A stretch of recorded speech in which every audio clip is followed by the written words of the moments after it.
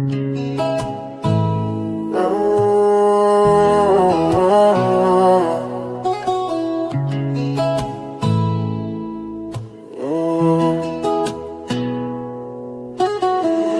hit the dirt, no rest for the real. Still spine straight, I'm a soldier, no chill. Snakes in the grass, they creep and conceal.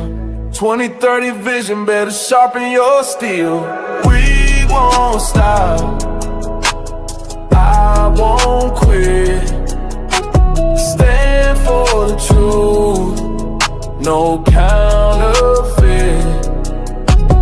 Real ones rise, let the fake ones split. Prepare for the lies, let the darkness live. Echoes in the swamp, whispers in the wind. Legacy to build, can't let the devil win. Cash rules the weak, but my soul don't bend. 20/30 knocking, better cleanse that sin. They want us to sleep, but the light stays on. Fake smiles, fake friends, all of them gone. Cages and comfort, we breaking out strong. Roots in the south, but the fight's lifelong. We won't stop, I won't quit. Stand for the truth, no counterfeit. Real ones rise, let the fake ones split. Repent for the lies, let the darkness live. Prepare for the storm, skies turning gray. The wolves in the suit got dues to pay. From the ashes we climb, no time to delay. The real ones prepare for the judgment day. Yeah.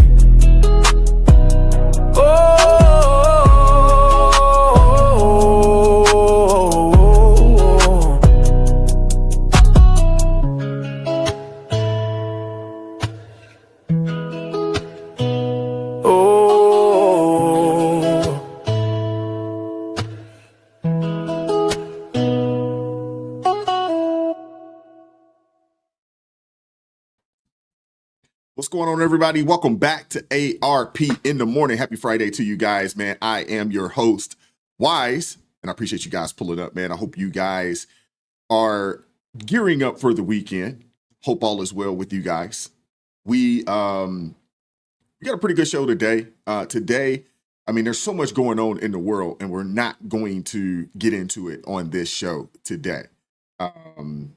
We have a special guest pulling up this morning, my guy, Dave Anderson. So I'm definitely looking forward to him pulling up and him coming in and discussing his book that just came out not too long ago. We want to discuss that. I know there's a lot going on in the world right now. We had a senator that was arrested yesterday. It looks like, Iran is basically losing their minds right now.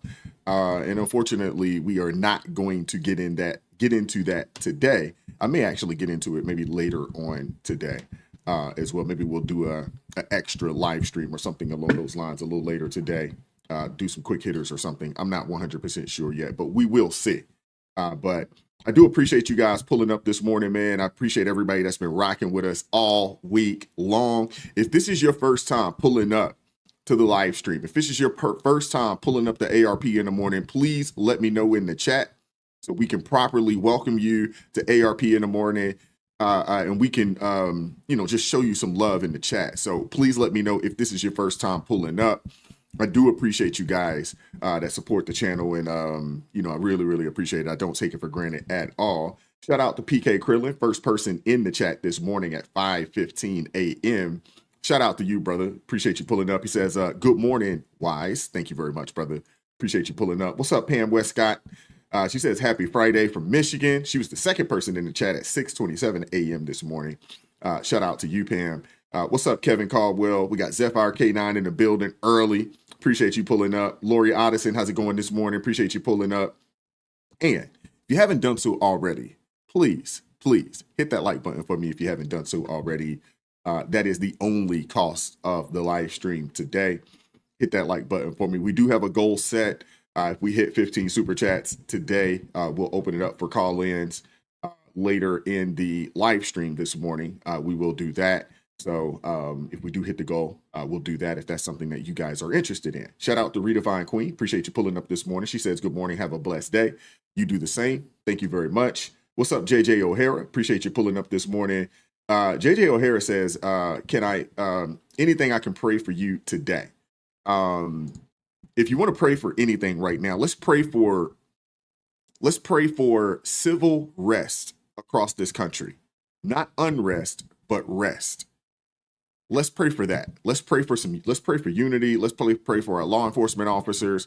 Let's make sure we keep them lifted up in prayer. Our National Guardsmen, our service members, that are not only serving here in this nation, but all across the globe. There's a large amount of service members right now floating on ships right now, waiting on a call to go somewhere. So let's keep those people lifted up in prayer. You guys have no idea what those folks are going through. A lot of them, they may feel like they're out there on their own and things of that nature. When you're out there on a deployment, man, you just never know. You really just never know. I don't know if you guys are, familiar with or have any family members that have been out there on deployment, man. Some of the best things that could possibly happen to us while we're out there is to receive letters, to receive care packages, things of that nature from friends and family, and even strangers, because we had that as well. We had people that we just didn't know that just wanted to show us some love, show us some support, and they would reach out to us, man, and just keep us lifted up in prayer. So let's make sure we keep those folks out there lifted up in prayer as well. Shout out to you, cool Ramon. Appreciate you pulling up. What's up, B? How you doing this morning, sister? Sorry for your loss as well, B. She says, rest in peace to, oh, sorry about that. I'm thinking that, I thought I seen Auntie, but Ananda Lewis. Wow. Rest in peace to her. I did not know that she had passed away, but wow. Rest in peace to her, man. Wow. For those of you guys that grew up watching MTV, Ananda Lewis, she was definitely a face and a mainstay on that channel there for a while. Shout out to Insanity's Darling. What's up, Quincy James? How's it going this morning, brother? Hope all is well with you out there in TX. What's up, Hobo Rob Prospecting? Let's not even think about it being happy. He said happy Friday 13th. Let's not think about it being Friday the 13th, right? Quincy James says, so Iran, yeah, it's a mess, man. It is a mess. A lot of what's going on, I mean, we could blame it on the previous administration, right? But yeah, that situation is it's not looking good. Let's just say that. What's going on, Donald Lovejoy? How's it going this morning, brother? Hope all is well with you. Wendy, how you doing this morning, sister? What up, Spaces? How's it going this morning? Appreciate you pulling up. Hope all is well. What's up, Amber Young? What's going on, Chester? How you doing this morning, brother? Appreciate you pulling up. We got AK Bauer in the building. Appreciate you pulling up. Delinda House, how's it going this morning? Scott Jung, appreciate you pulling up this morning. Shout out. I know Mark Galvin said he's in Knoxville right now. All right now. Okay. All right. What's up, Prime? Appreciate you pulling up this morning, brother. Hope all is well. Brian M in the building. Robert Dalton, Toy Mafia. What's up, Kiwan? How you doing this morning, sister? My Atlanta sister, how you doing this morning? What's up, Hunter? How you doing this morning? Appreciate you pulling up this morning. I'm glad you like the song, man. That joint slaps. It slaps. That's a new song, man. So I like that a lot. I like it a lot. What's up, Christy? How you doing this morning? Elizabeth Solano, how's it going this morning? What's up, Elijah Burnett? Appreciate you pulling up this morning. Hope all is well. What up, Leslie Aaron? How you doing this morning, sister? Hope all is well with you. What's up, Winnie? How you doing this morning?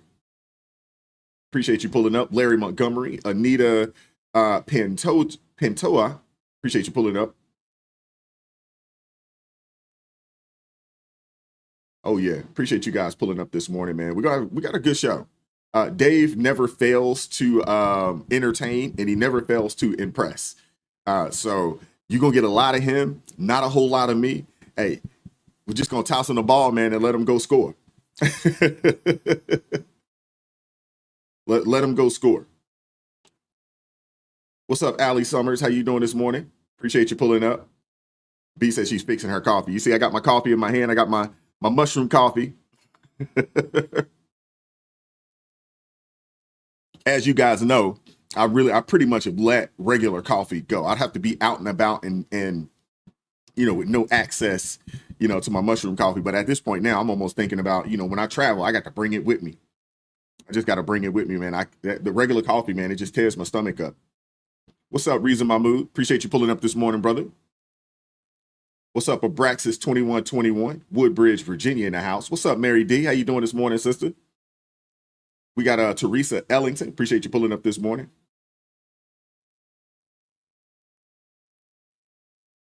Who else we got? A Peak. Appreciate you pulling up this morning. Leslie Artley. Appreciate you pulling up this morning. Shenandoah Valley.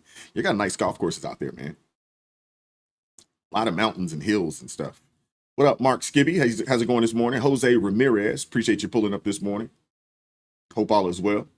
We got Annie Love in the house. H entered by the narrow gate. H. Appreciate you pulling up this morning. Hope all is well. What's up, Mr. Largy? Diane, how's it going this morning? Who else we got up in here? Oh, what's up, Chris? How's it going this morning? We got Pam Westcott. What's up, Eric? How's it going this morning? Eric said he loved the care packages. Absolutely. Love the care packages, man. My grandma, she kept me with the care packages, man. She really did. She came through in the clutch. Both deployments for me came through in the clutch. And I'm sure, other family members, she'd be the one to package it up and just mail it out. But, what's up, RJ Hudson? How's it going? Man, important. It's important to, just let those folks know that you care. It really is. What's up, Steve Berge? How's it going this morning? Mark Goldman says first time pulling up. Hey, y'all make sure y'all show Mark some love in the chat, man. Show him some love in the chat. What's up, Ginger Snap actress? How's it going this morning? Hope all is well.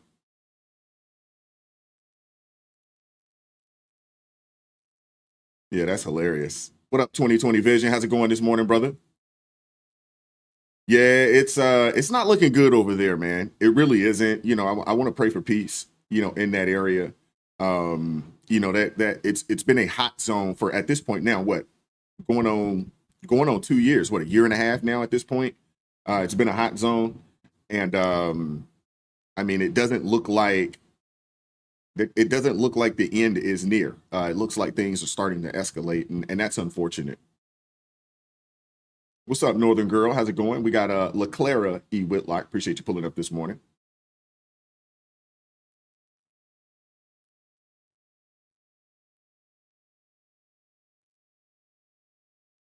Who else we got up in here this morning? Jeffrey Wisnett. All right.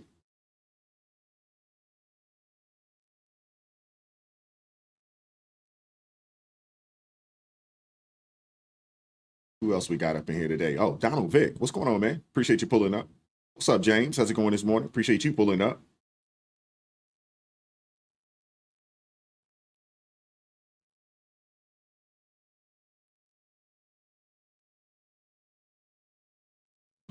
If you haven't done so already, man, please make sure you hit that like button for me. If you haven't done so already, super chats. We will read them as we can. I don't want to cut, the guest off, while he's speaking or anything like that. But as they come in, if you guys have any questions or anything like that for them, drop a super chat, and we'll definitely get it read and get the question answered as we can. We want to make sure, one, we be respectful of the guests, but two, we want to make sure that we're keeping the show flowing as well. But super chats, super thanks, greatly appreciated. ARP family members, if you drop in the member chat, you'll get a chance to speak your piece as well. It will be read out as well. In time, we'll get that done as well. But I do appreciate you guys, man. This week, man, it has flown by. I mean, it's amazing to me that it's Friday already. To be honest with you, it's amazing how fast this week has flown by. It's been an eventful week. There's been a whole heck of a lot to talk about, a lot to discuss. Which for us over here and what we do, I mean, it's a good thing. This has definitely hadn't been a slow news week, to say the least. But there's been some very unfortunate things, that have transpired, in our country. And obviously we got to talk about it, but at the same time, it's disheartening, and it's a little unfortunate. Hopefully tomorrow it rains all across the country. I'm praying for rain all across the country to dampen or to slow down, these quote unquote nationwide protests that are supposed to be happening tomorrow, June 14th. Which, if I'm not mistaken, I think June 14th is Eric, help me out here. Is that the Army's birthday? It's one of the armed services' birthday. Obviously, it's President Trump's birthday as well. And there was somebody else in here that I think their birthday was this coming Saturday as well. Shout out to Christina Abernathy, blessing sweep pet. My first time here. Y'all make sure y'all show Christina Abernathy some love in the chat. Thank you very much, sister, for pulling up. Appreciate you pulling up this morning. Thank you very much. What's going on, Marla? How you doing this morning, sister? Hope all is well with you. Hope all is well. Who else we got up in here today? What's going on, Annie Love? How's it going this morning? Appreciate you pulling up. And obviously, this weekend is Father's Day. So all my fathers, my grandfathers, all of you guys, man, it's your day. Happy Father's Day to you. Just let it be known, if no one else tells you, fathers are needed. They are necessary. It's very much appreciated. And, I hope you guys enjoy a great Father's Day. I hope you do. I hope you do. What's up, LJ Taylor? How you doing this morning, sister? What's up, K Shay? How's it going this morning? Baby Lungs, appreciate you pulling up this morning as well. What up, Joseph Orsini? Appreciate you pulling up this morning. Chad Rome, appreciate you pulling up this morning. Says Black T Gang, stand up. Hey, I put a collar on today just for Dave. I'll let him know when he pulls up. I put a collar on. He's still black, but I put a collar on for him, just for him.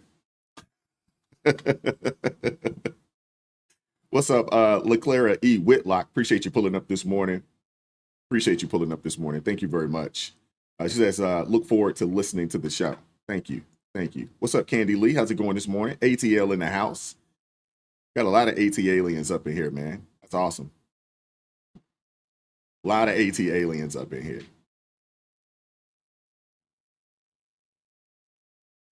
Jose Ramirez said all is well. He's on his way to work. Okay, that's what's up. Have a good day today. What's up, Rebecca Kent? How's it going?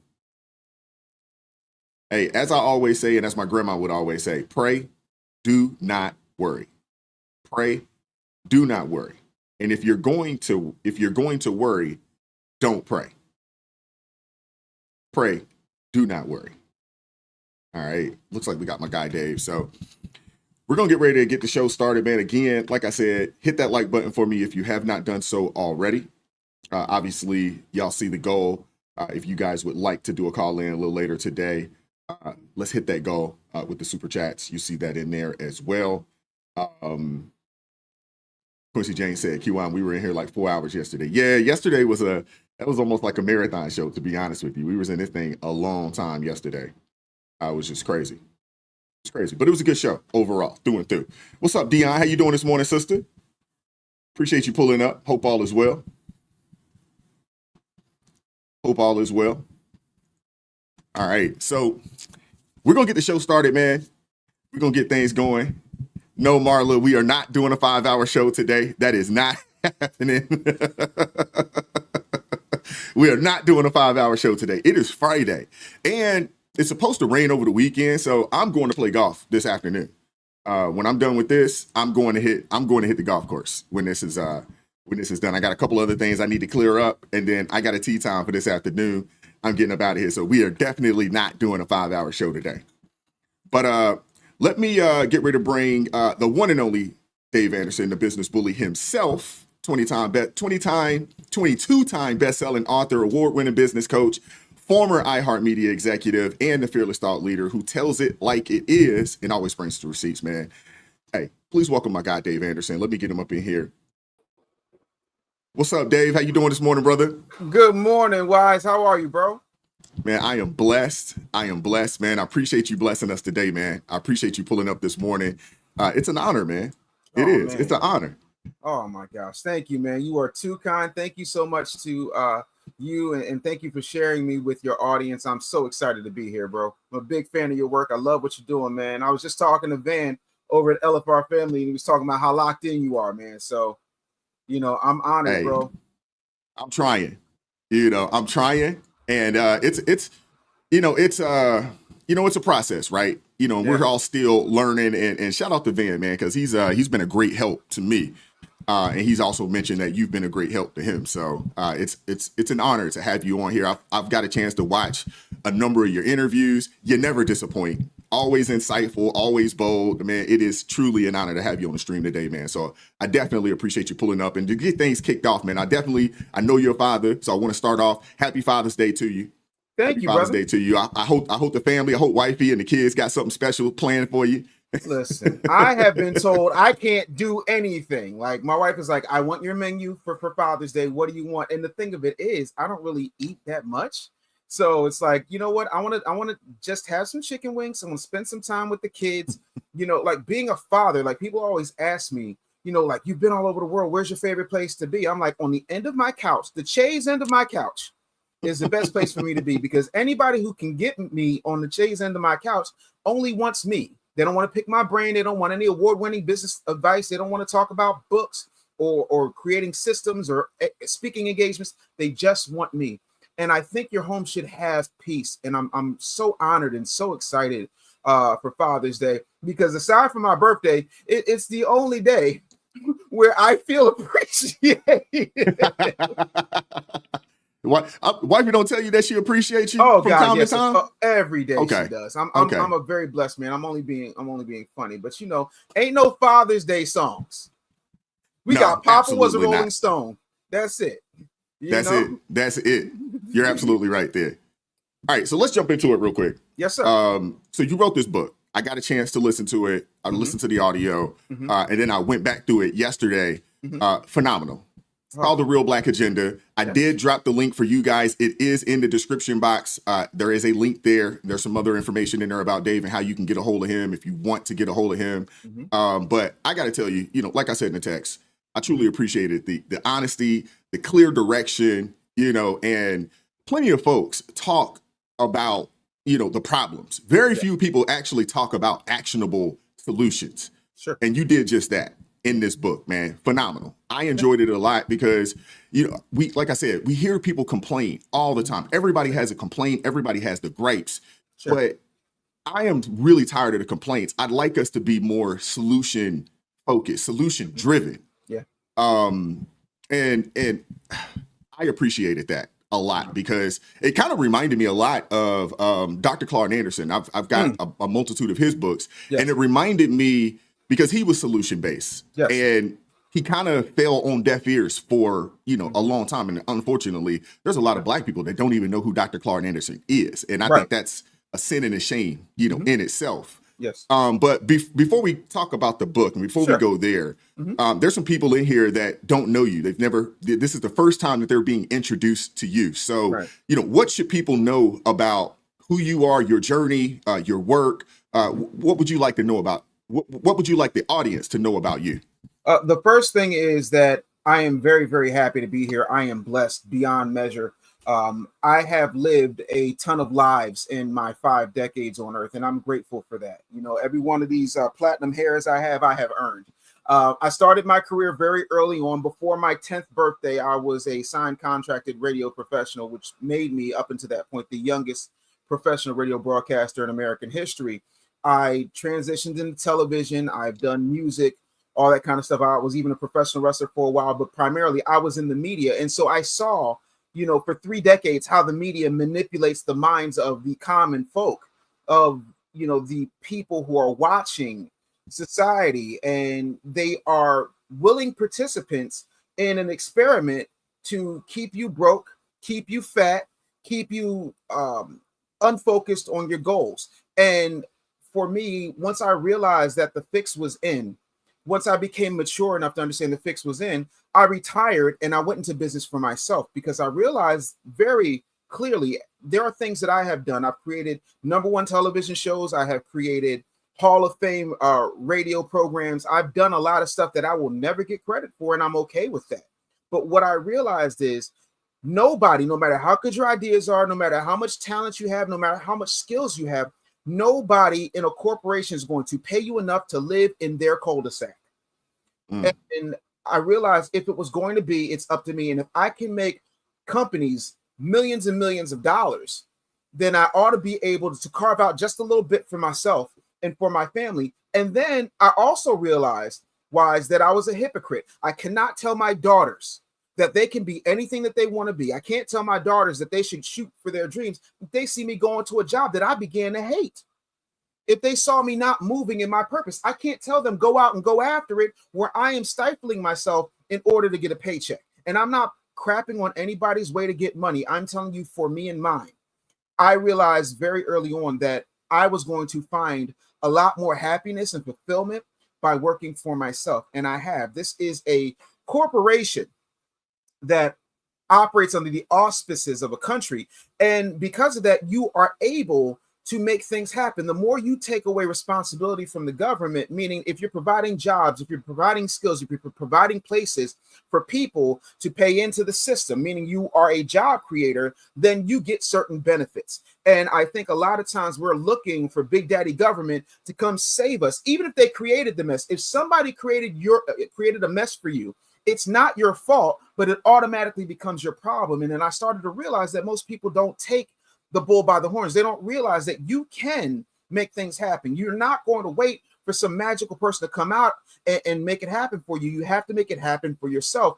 And that's why I moved in this direction. That's why I coach businesses. That's why I jokingly say I've put more Black single moms in the 1% than Nick Cannon with a bag of Viagra, because it's true.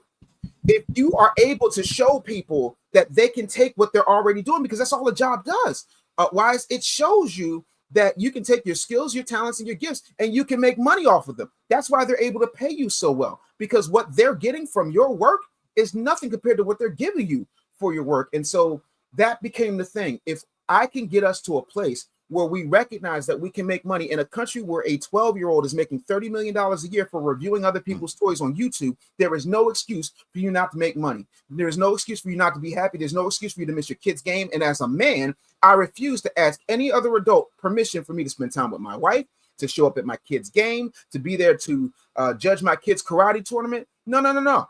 I am in control of my time. I'm here right now because I can be.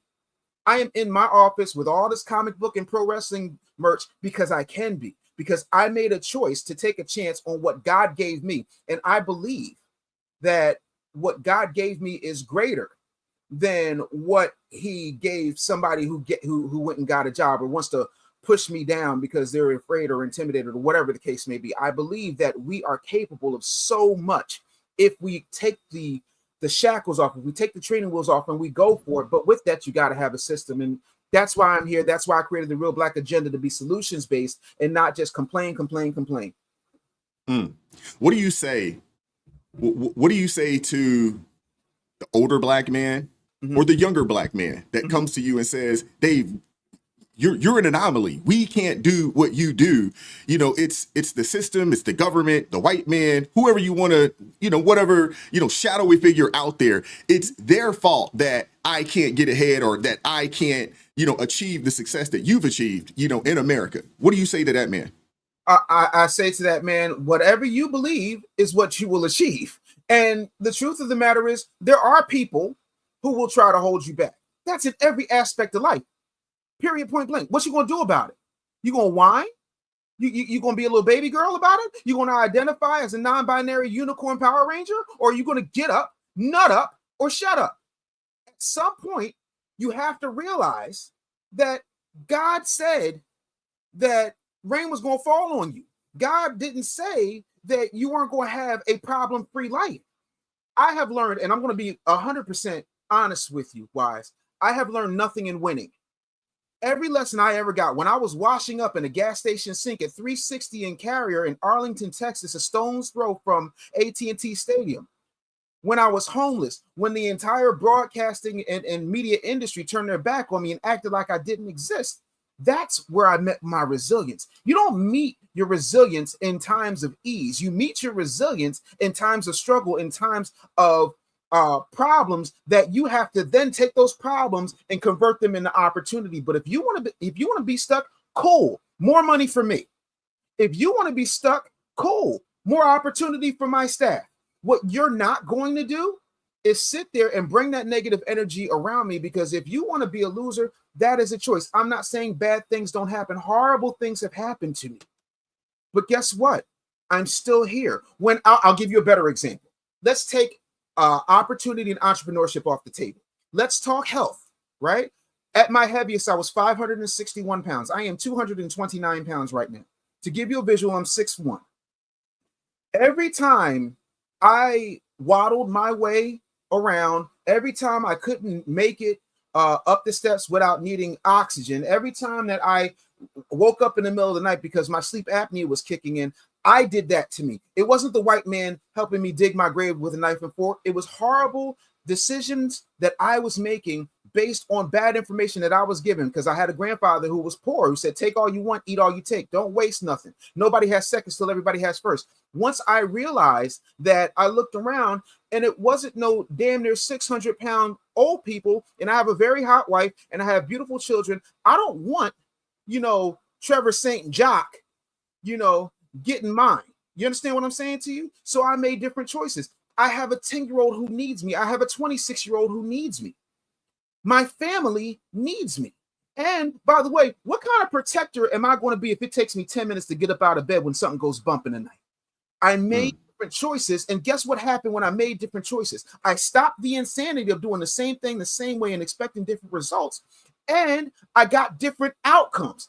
New choices, new outcomes, new mindset, new man. So if you're telling me, whether you are young, old, rich, poor, black, white, that you can't make it, congratulations, numbnuts. You're doing exactly what the man wants you to do. They don't have to hold you back. You're doing a phenomenal job. You're like, no. Don't oppress me. I'm having a great time oppressing myself. That's on you, boo-boo cakes. Where I come from, my brother got rested soul. My father would say, man up. Get it popping. And you know what my brother got rested soul would say to women? Man up.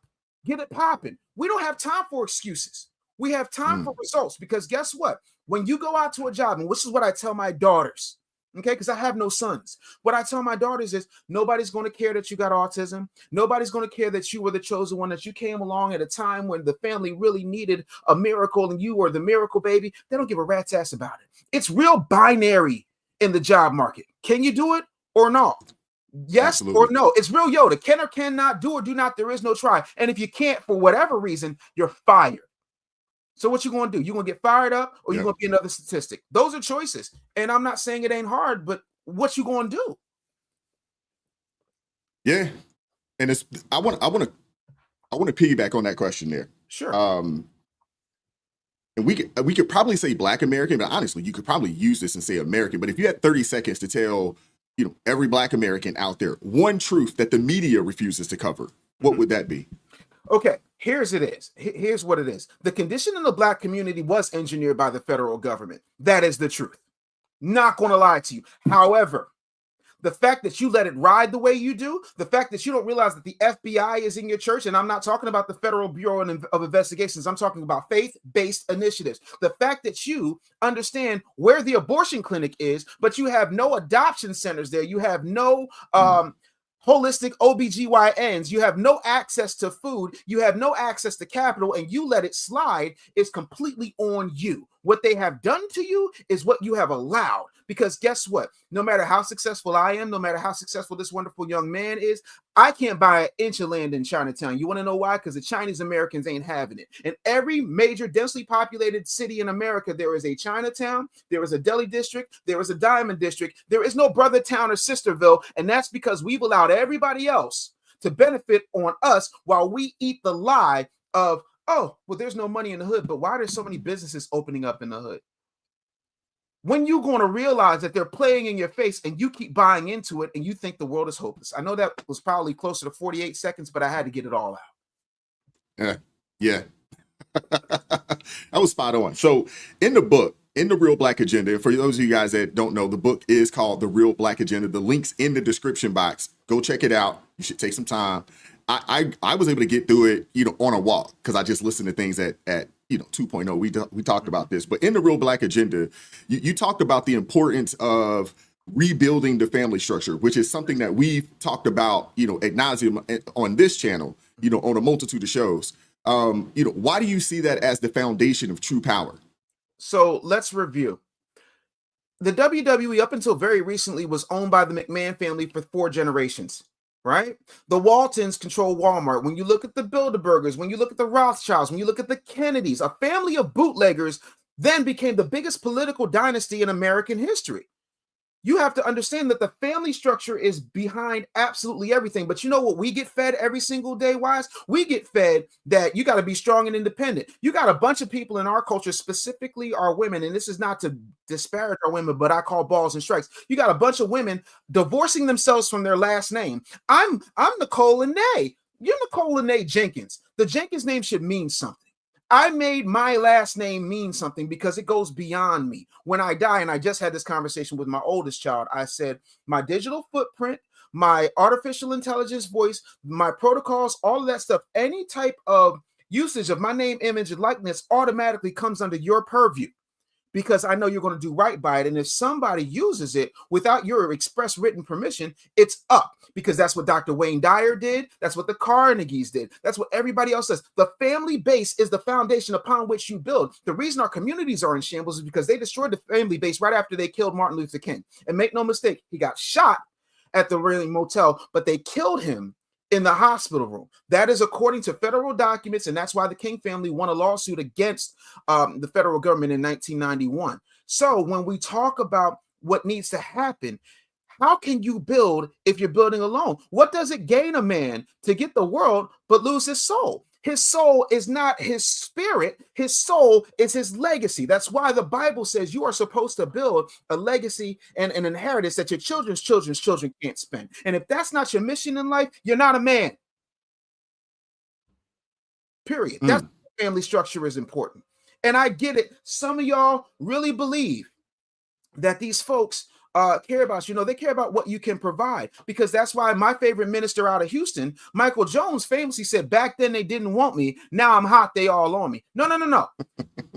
You love who loves you, who has been there. I've known my wife since I was 17 years old. That means we have known each other for 30 years. We have been together longer as adults than we have without each other. A third of my life I've been with my wife. She knows absolutely everything about me, my good, my bad, and my ugly, and she's still here. That's why I tell her all the time, not only am I obligated, I owe her. There's no business bully. There's no 22-time best-selling books post-broadcast career without her sacrifices. There's no my daughter doing 4th and 5th grade concurrently without my wife pulling herself out of the game and being homeschooled. I retired my wife in 2012, a year after I retired from broadcasting. The family structure is important. It is nature versus nurture. It is provision and safety. It is love and discipline. When you do not have those things in alignment, if something is out of whack, the family structure is out of whack. And you ain't got to look no further than destroyed urban communities to realize that at the heart of it, this didn't happen prior to 1968. 74% of Black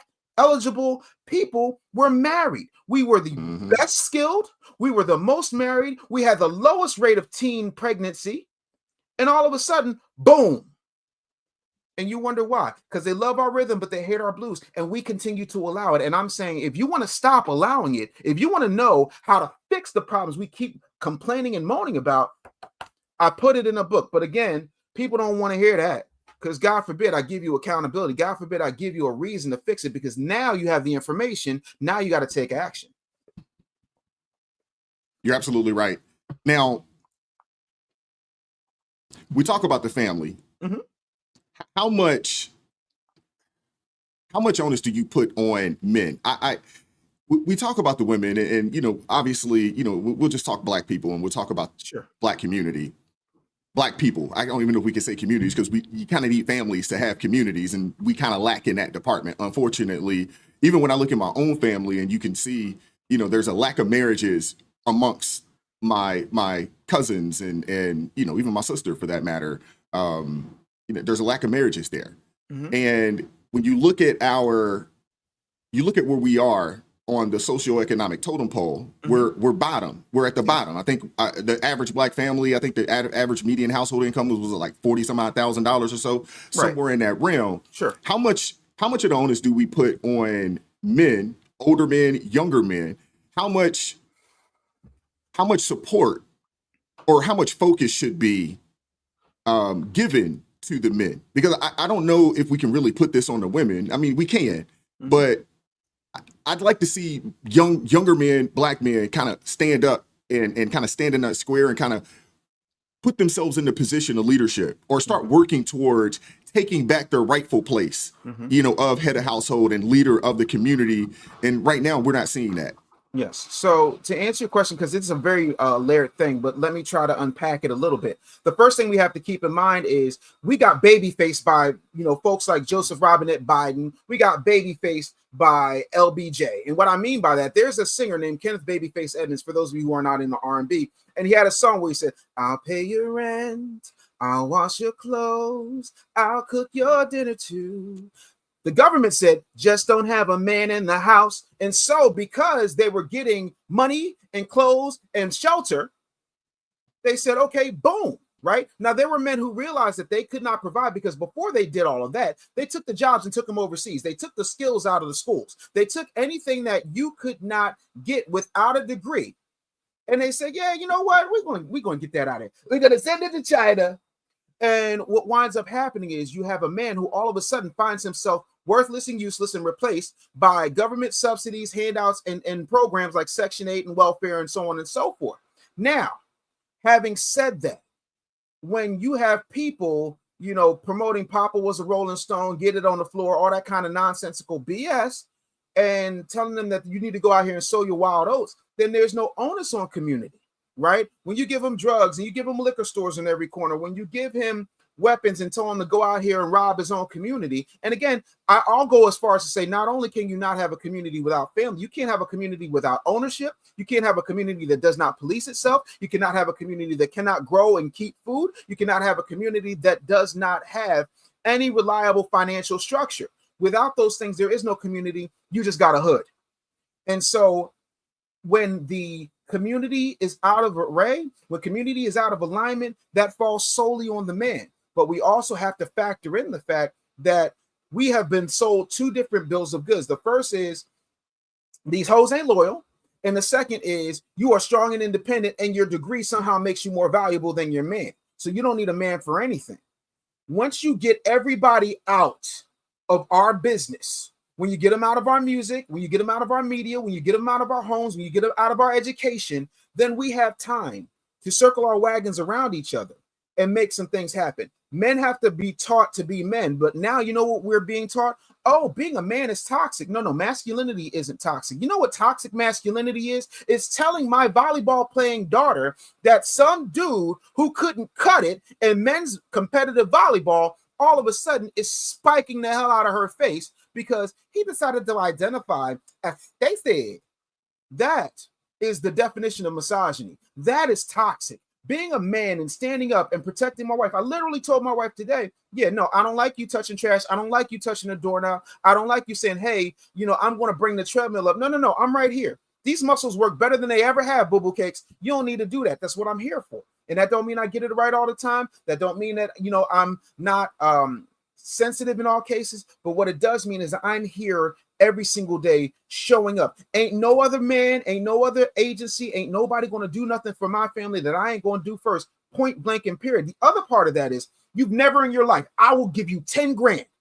If you can show me where you've ever seen anybody on social media say, buy Jewish, buy Chinese, buy Korean, support Asian businesses. You don't see that. You want to know why? Because it's ingrained in everything that they do. With us, we get our money and it lasts about 6 hours in our community. And we go and we give it to the Italians. We give it to the Jews. We give it to the Chinese. We give it to absolutely everybody but ourselves. We are not taught to save. We're taught to plan for Saturday night.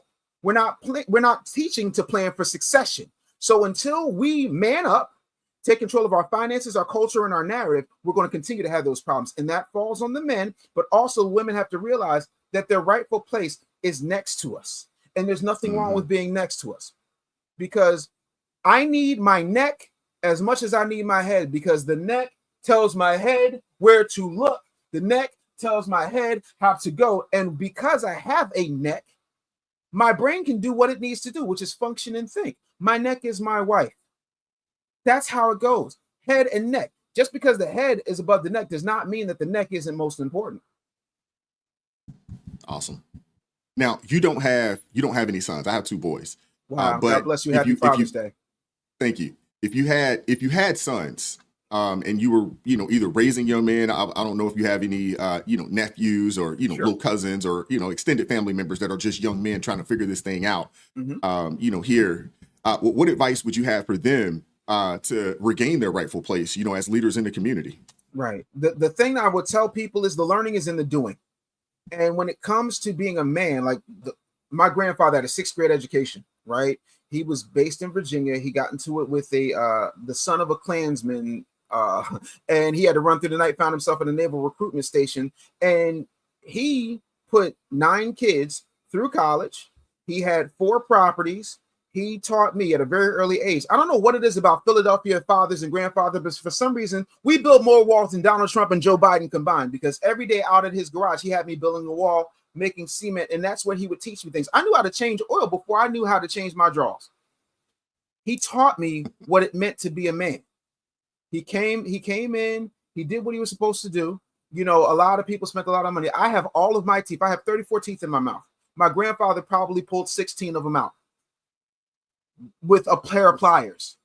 He showed me what a man was. He didn't complain about nothing. He just got it done.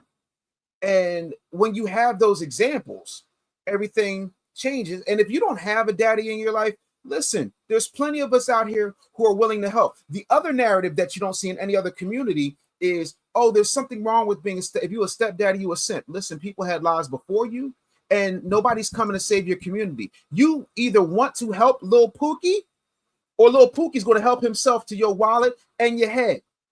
And so my thing is, get a skill, because they can't take your skills from you, and find people who are doing the thing that you want to do, who are operating in masculine energy, and they are leading their families and leading their households. You have to seek that out the same way you seek out a good time Saturday night, the same way you seek out what LeBron's stats are, the same way you seek out having, time with your homeboys. You need to start seeking out wise counsel, because anybody who's worth anything did not get there by themselves.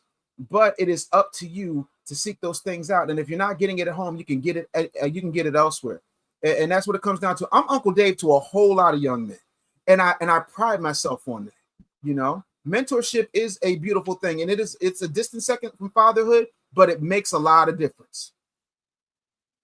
Yeah, it definitely does. Mentorship is important, especially when we have so many young men, and this is just across the country in general. I don't think it really matters race at this point. Sure. You have a lot of young men, being raised in single parent-led households. Typically, majority of them are single woman-led households, and they're not getting they're not getting that proper upbringing. They're not getting that game, that wisdom that was gifted to you. I had a similar situation with my own grandfather, who had a 5th grade education, but dropped a lot of jewels and nuggets on me. And a lot of it, when I was younger, I didn't really understand it. It didn't make sense to me until I got a little older. But you need somebody young men need somebody that's going to pour into them in that way and check them. And then, help to steer them in the right direction. I think there's a lot of young men out there with no actual focus, no aim. They don't have a real goal or real path, because there's nobody that's directed them. And it's unfortunate, man. And we're seeing it play out. And these people, they find themselves, in prison early, or, either on the block or on the street. I see the police blotter, down here in my area, and it's almost like nightly on a day-to-day basis. It's a couple young guys, 18, 19 years old, get caught, with hammers, get caught, with drugs in their car, so forth and so on. And not knowing that you could take that same hustle, that same drive, sell a legal product without having to look over your back. Yeah. And be prosperous and do very, very well for yourself. It's just unfortunate that we have a lot of young people, young men especially, they're just growing up with no guidance. Yeah, no. And there's not going to be much. I will tell you this. If you've ever seen Christopher Nolan's Dark Knight, right? There's a scene where Heath Ledger's Joker basically says, I can solve your bad problem. I just want half, right? Very similarly, Philadelphia has a crime problem. It is getting better, but there's a crime problem. I said, I can solve your crime problem right now because what you're doing is not working. I told city council straight up and down, this is where you're going wrong. We would love to live in a world where everybody wants the good, nice, honorable job, but that don't sell.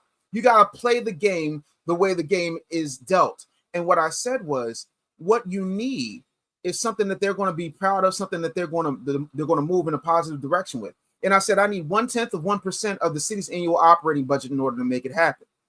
And what I was going to do was create a bunch of content houses, teach these kids how to build content, how to shoot, how to edit, how to present, how to be broadcasters, podcasters, writers, copywriters, salespeople, the whole nine. Not just the fun part of it, but the money-making back end, the ownership part. Needless to say, I did not get that 0.1% of the city's annual operating budget, and we are where they are, but they want to continue to tell people they can be trash men. How many people you know grow up want to be a trash man, other than me, because I think it's one of the greatest professions ever. I'm fascinated with the trucks, but you got to give kids something that they're going to get excited about. I am passionate about my people. I am passionate about building businesses. I am passionate about content creators. I am passionate about families. And so I speak from that place because I'm excited to be here. I'm excited to get up and live my dream every single day. You're telling kids that the best they can do is come work for the city. And my whole thing is the city can supplement the amount of growth that these kids could have if you give them something other than nonsensical BS and curfews. But that's the thing. I'm not waiting for the government. I'm showing kids every day. I'm showing adults every day. I'm showing moms that they can make it. I'm showing fathers that they can leave their households and be present in their kids' life. I don't believe in work-life balance. I do believe in counterbalance and growth and maximum skills. Damn, raising the minimum wage. Let's raise the maximum skills and give people things that they can be proud of and excited about. And that's how we make substantive change. Absolutely. Absolutely. Let's get back to the book real quick. Sure. When you say a Black agenda, Mm-hmm. I got a couple questions to add with that. Sure. One, could you clarify that for me? Exactly, kind of give me a rundown of exactly what you mean when you say Black agenda. Because I mean, a lot of folks don't really know that, and even because we haven't really seen a Black agenda, I would say you'd have some Black folks that would be hard pressed to like. What do you mean by that? Right. Because what tends to happen, you've had these scammers that have come up with things like Black Lives Matter, and it almost comes across like, oh, Black people and nobody else. No. That's not what I'm talking about. This is not about begging Democrats or Republicans to do better. It's about building economic, educational, political systems that serve Black people first, not as an afterthought. Because let's face it, the 14th Amendment, naturalized citizenship, birthright citizenship, was created for the descendants of slaves. Now it's being bastardized so that illegals can come over here and milk the system, right? We don't need any more studies. We need ownership, policy, and protection. Every other group gets policies for their votes in a representative government. We've been given our votes for free, right? The Real Black Agenda says you don't get my vote unless my people get something real, measurable, and enforceable in return. That should be across the board. The one, and I don't agree with a lot of what Kamala Harris has said, but one thing she did say, I know she didn't mean it this way, was what is good for Black America is good for all Americans, right? Not just jobs, but enterprise. Cultural control. We should own our image. It should not be people who do not understand who we are putting our stuff out there. Sexy Red wouldn't have flown in 1992, but because we're not in control of our narrative, that's a problem. We need safety in our communities that doesn't come from over policing. But my thing is, and I've said this in the book, we need police officers not to live any more than 5 miles outside of the community they protect, because when you're attached to the community, then there's a different level of oversight. I don't believe you defund the police. I think you restructure the situation so that people are not only held accountable, but if I know where Officer McGillicuddy lives, he's going to move a little different in the streets. We need to strengthen Black family, right? And that means fatherhood, generational wealth. The family is always the first institution, and it's been attacked for 60 plus years. And that has got to stop. I'm talking about making sure that we're not just minorities. We move together in a way that is positive, that we can coalesce and we can partner with individuals. That's what I mean. It's not about, people getting some type of handout, because I'm not about that. It's about Black people finally playing chess, not checkers, and letting us get to where we need to be. Most conservatives would say that the government that governs best is the government that governs least. I want everybody out of the way. I want you out of a situation that you're not going to make better, but you continuously benefit from. And that's what I mean when I say a real Black agenda. We start with families. We make sure that we're educating our kids. We make sure we have the right financial infrastructure, and we move so that when you get people off of the teat of the government, you have thriving communities. And I don't think that that makes any type of negative impact, point blank and period. Wow. So we got to talk about it. Sure. I believe it's when you kind of got into the agenda, you know, Mm-hmm. if you want to, for those of you guys that want to know what the agenda is, go get the book and kind of go through. He breaks it down. Mm-hmm. But you did mention reparations, you know, Certainly. in this book. It was like, I think if I'm not mistaken, it was the first, I think it was like the first bullet point in the Black agenda. Certainly. What's your suggestion to Black people if reparations are never distributed? Because I mean, the way it's looking like it's not going to happen. But No. if it never happens, Mm-hmm. I don't think that, you know, when people start talking about reparations, in my opinion, Mm-hmm. it can be somewhat debilitating for some people because Certainly. they wait knowing something and they won't take a step to do some other things for themselves. So, you know, what's your thoughts on that? Let me ask you a couple of questions, and I'm going to answer your question, but I'm going to ask you a couple of questions just to kind of see Okay. where we go. What does Notre Dame have to do with America?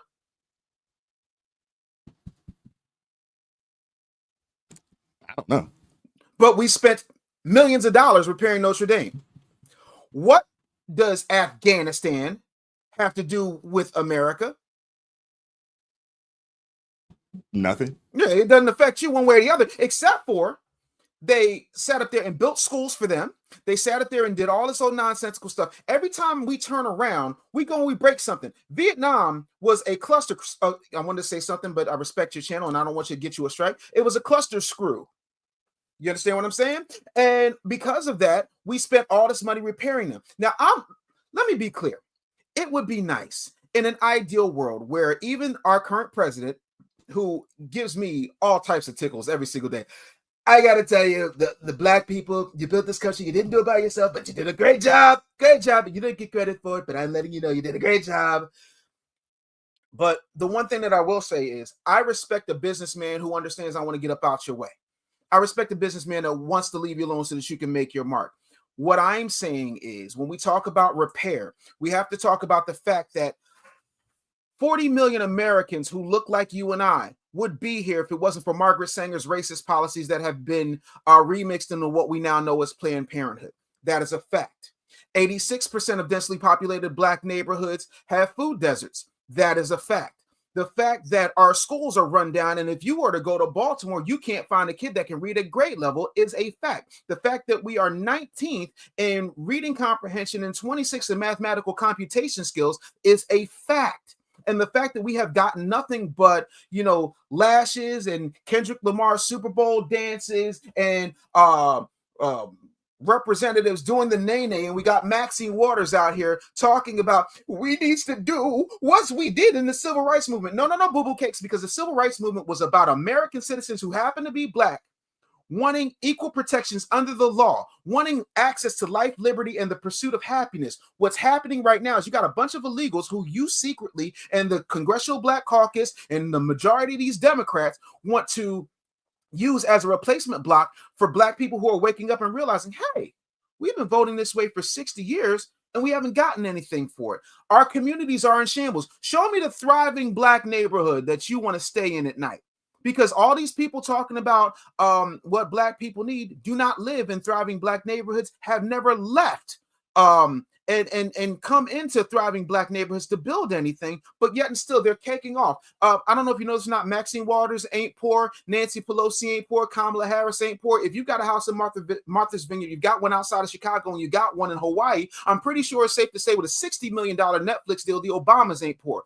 Our communities do need repair. It's not about slavery. It's about what's happened in our lifetime that needs to be taken care of. Because you have, and here's my argument when people say, well, reparations don't make no sense. Yeah, the way that people are putting it out here don't make no sense, but the way I put it out, it makes perfect sense, and I can prove it.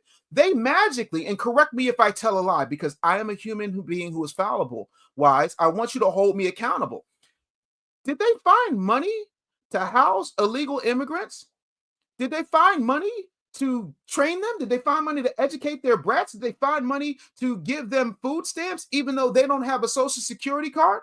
They found money for all those things miraculously. But what about the Black veterans who the VA is completely ignoring? What about the Black people who have paid into the system the whole life but found themselves down on their luck? Those people need repair. But you repair people who don't even shed blood for this country, who do not pay taxes in this country, but the tax-paying American citizens who have said these are the inequities that we can actually see and point out. White people, brown people, Asian people, all cop to the fact that there are inequities in densely populated Black neighborhoods, and many of them have taken advantage of those. Those things need to be repaired. I challenge anybody to tell me that those things don't need to be repaired when those situations were caused and ultimately benefited the governments, both local, state, and federal. How do we not repair that? But we can repair Notre Dame as if the hunchback came from Wisconsin. Miss me with it.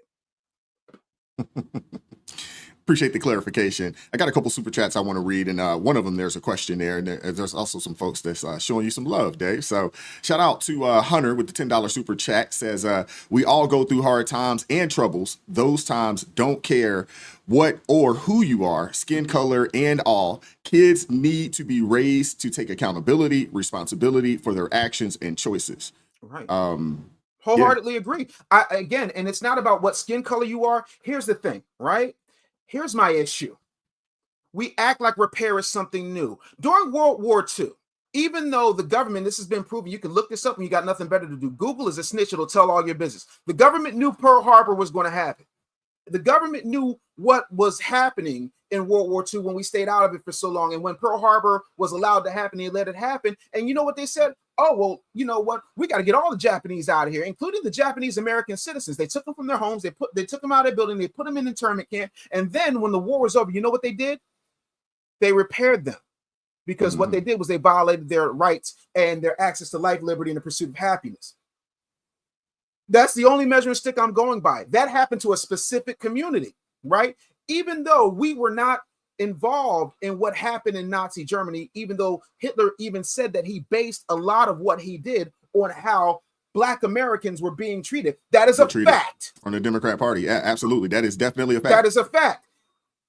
We still repaired the Jewish community. We repair absolutely every community. But the reason that this does not happen is, number one, Democrats are making money hand over fist by ignoring us. It's a concept called benign neglect, right? Yes, you do need to pick yourself up by your bootstraps, but famously, one of my favorite orators said, they not only want us to pick ourselves up by the bootstraps, and I'm paraphrasing, but they don't realize we don't have the boots or the straps to begin with.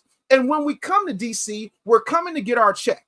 And as many well-meaning folks, regardless of color, don't want to admit it, that came from Reverend Dr. Martin Luther King. He said it himself. There is nothing wrong with saying that. He was leading the poor people's movement, and they didn't want poor people to get ahead, because that throws the system off. That's why none of these politicians, not a Clinton, not an Obama, not a Bush, not a Kerry, not a Joseph Robinette Biden of Delaware, not a Kamala, will ever deal with the homeless crisis, because there's a lot of money to be made in homelessness. That's what I'm talking about. So yeah, it is up to you. You do need to be accountable. But if you can repair all these other communities that you did wrong, you can repair this community, because you can say whatever you want. Best basketball players are who? Black. Best football players are who? Black. You can say whatever you want to say about Dr. Ben Carson, but the man has, and I quote, gifted hands. When we are allowed to thrive, we benefit all Americans. Dr. Charles Drew revolutionized the way that we handle the blood system. Without him, there's no American Red Cross. If you take what Russell Conwell, who was the founder of my alma mater, Temple University, which is a PWI, said, if you take those acres of diamonds, meaning those individuals, and you actually give them a place to live up to their potential, there's no stopping us. We have resources that we have yet to tap into. We have genius level talent that does not have the facilities or the systems to thrive.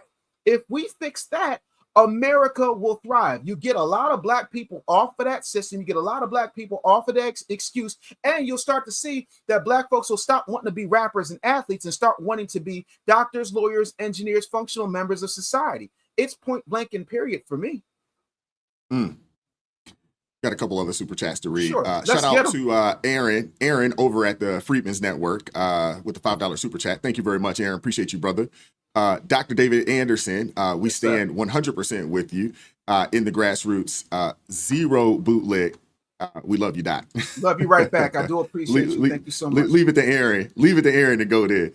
Shout out to MH Caffey gifting 5 ARP family memberships. Thank you very much for supporting the channel financially, man. I really, really appreciate that. Shout out to Keywine Lynette with the $5 super chat. She says, can you briefly discuss why you are in favor of reparations? Special. Is that supposed to be special field order? I think it's special field. Special field order number 15. A lot of black men aren't. That is an interesting take. I'm not specific about Special Field Order 15 unless you're talking about what was issued in January 1865 by General Sherman, right? Which is that every black family received 40 acres of land. About 40,000 free black people would get settled on that land. If that's what you're talking about, Andrew Johnson reversed the order. If we're talking about that, the generational wealth gap today is what you see in its roots. And, had Special Order 15 been honored, then Black America's entire trajectory would have probably been radically different. So for me, it's not about that. And I said this is not about reparations for slavery, because you can take slavery off the table, just redlining in and of itself. Wells Fargo, who not only benefited from slavery, but also benefited from Jim Crow, redlining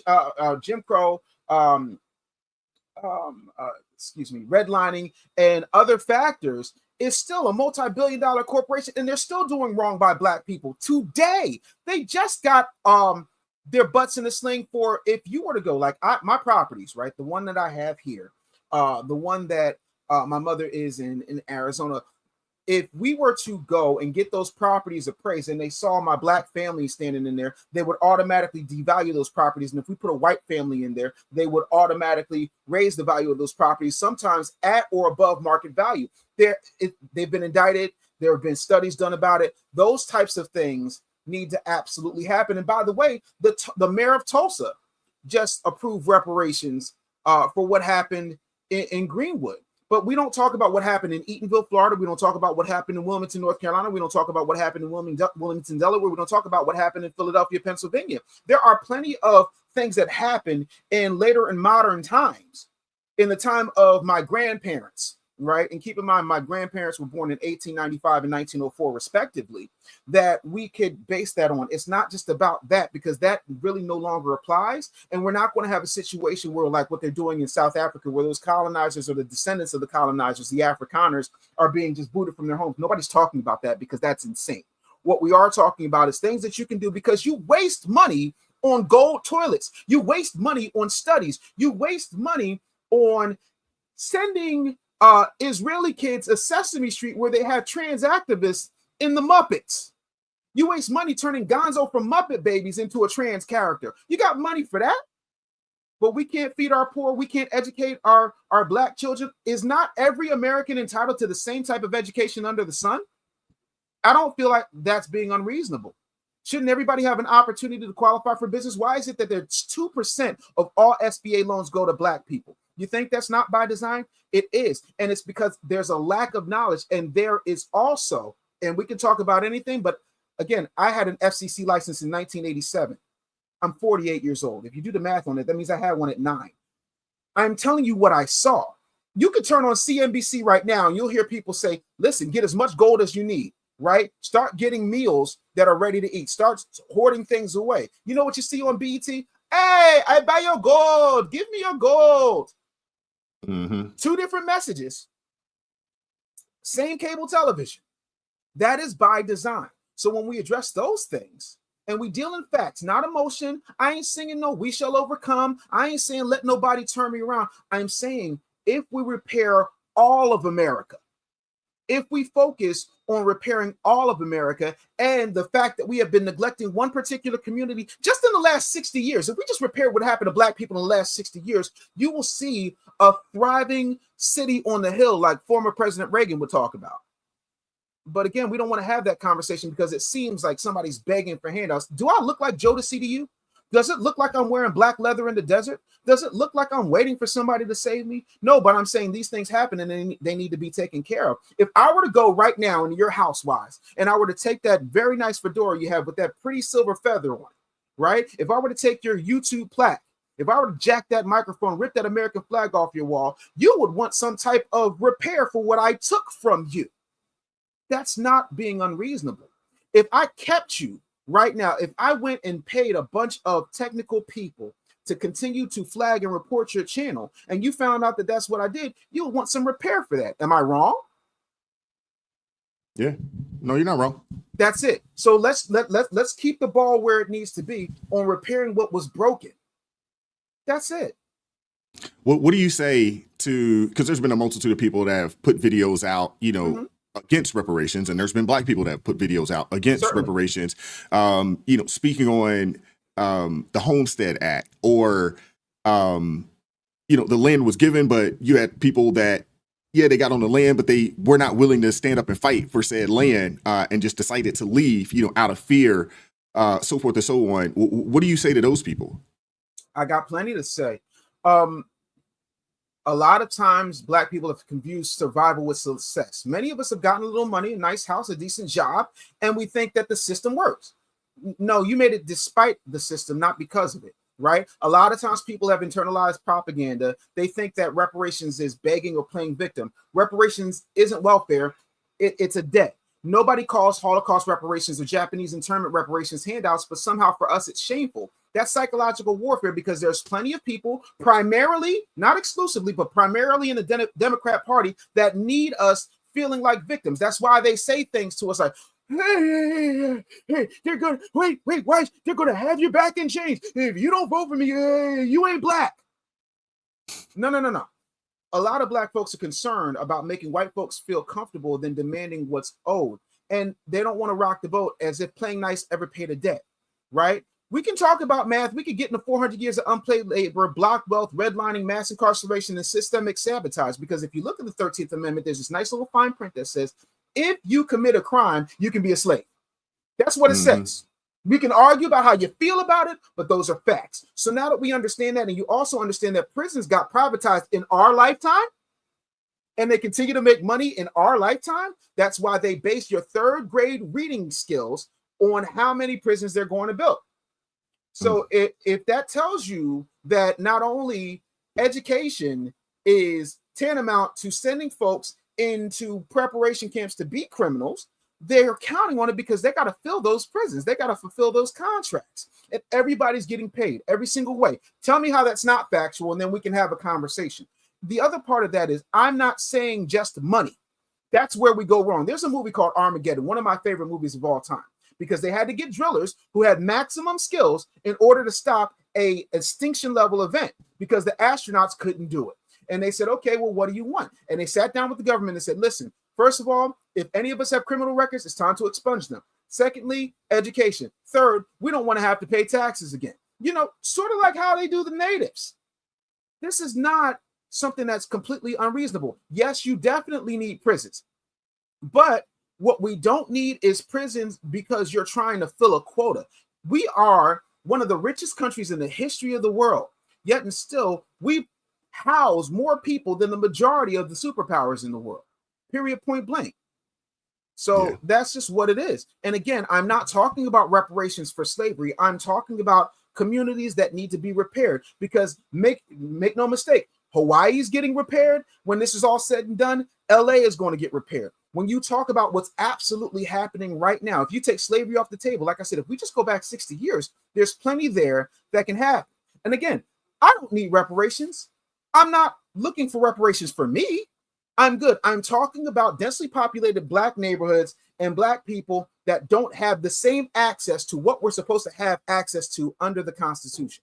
That needs to be fixed. Anybody, if we were to look and we were to say, hey, there's a bunch of white people right now that are undereducated. There's a bunch of white people right now that aren't getting what they're supposed to get because a system did them dirty. We'd automatically repair that, no problem. Matter of fact, look what happened in Western North Carolina on the Biden's watch. Them floods happened, right? And then you have folks saying, oh, these folks over here, Trump supporters, we're not going to help them. They weaponized FEMA.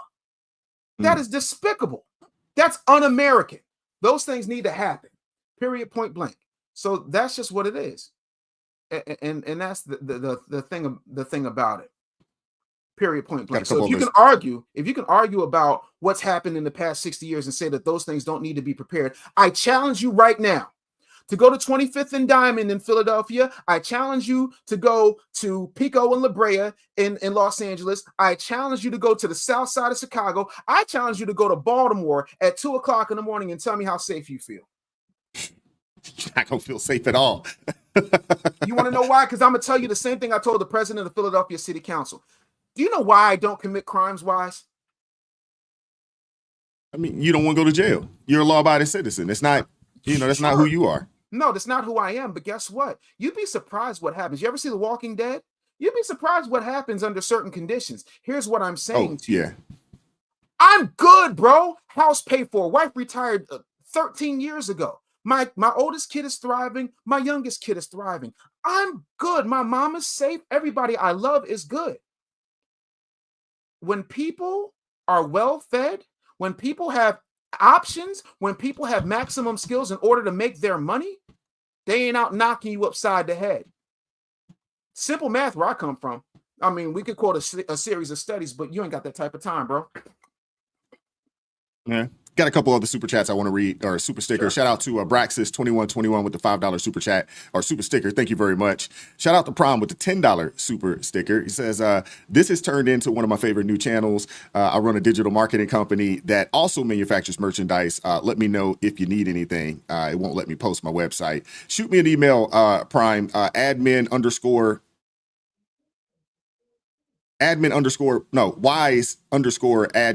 @proton.me. That's in the check out the description box. It's in there. Shoot me a message. Shout out to Aaron with the $5 super chat. Doc, you are on fire.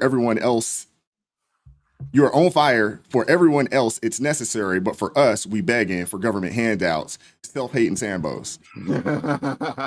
Listen, hey, leave it to Aaron. Leave it to Aaron. I appreciate you, brother. Thank you for the super chat.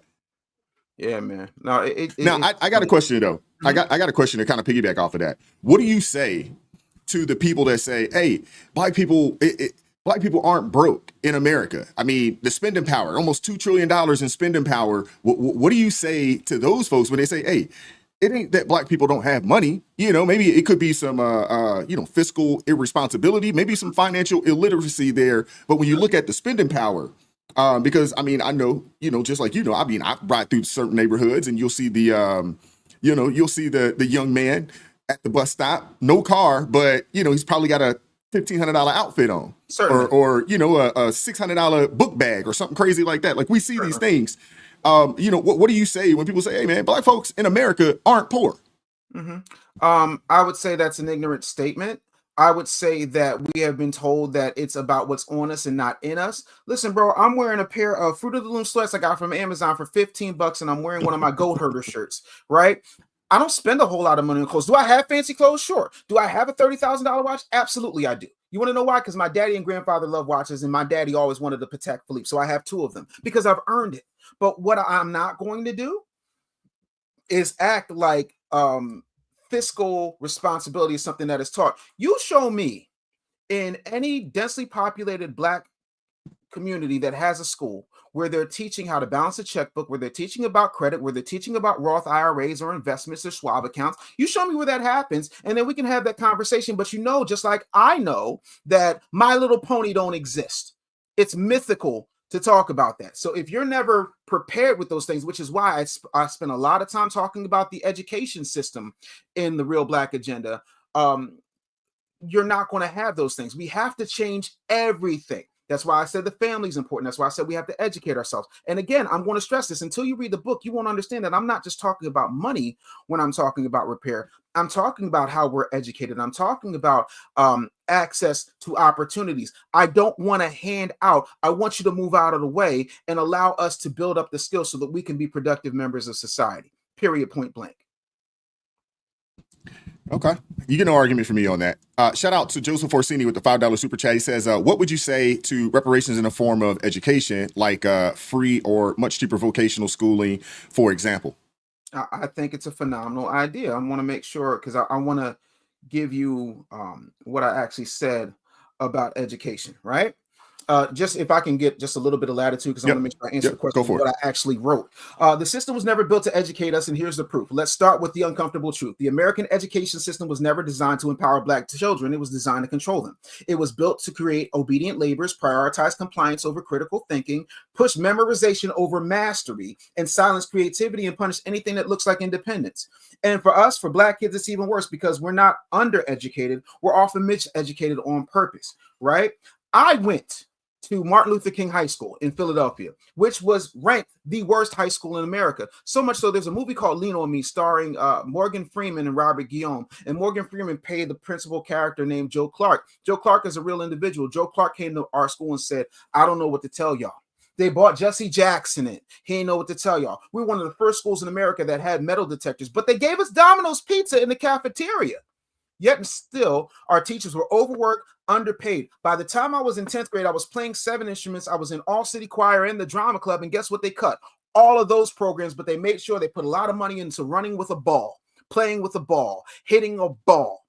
Anything that was going to inspire creativity and independent thought, they got rid of. Worst high school in America. There were riots. You can look it up. They brought in everybody. They brought Sam Donaldson. It was national news. The education system is jacked. And so, yes, I do think we need free education. I think free education makes perfect sense. There's already a model for it. Dr. Claude Anderson talked about it in Powernomics. I doubled down on it in the Real Black Agenda, exposing the myths and igniting the revolution, because this is not just a Black problem. It is an American problem that needs to be taken care of. Because if we have safer neighborhoods, if we have thriving communities, if we have better access to creativity, if we have better access to economic education, and we're not riddled in student loan debt. A lot of us are riddled in student loan debt. You mean to tell me in this country, you can be 18 years old, get $200,000 to go to school, but you can't get $30,000 to start a business? You can get $50,000 to get a car, but you can't get money to build up your community? That's by design.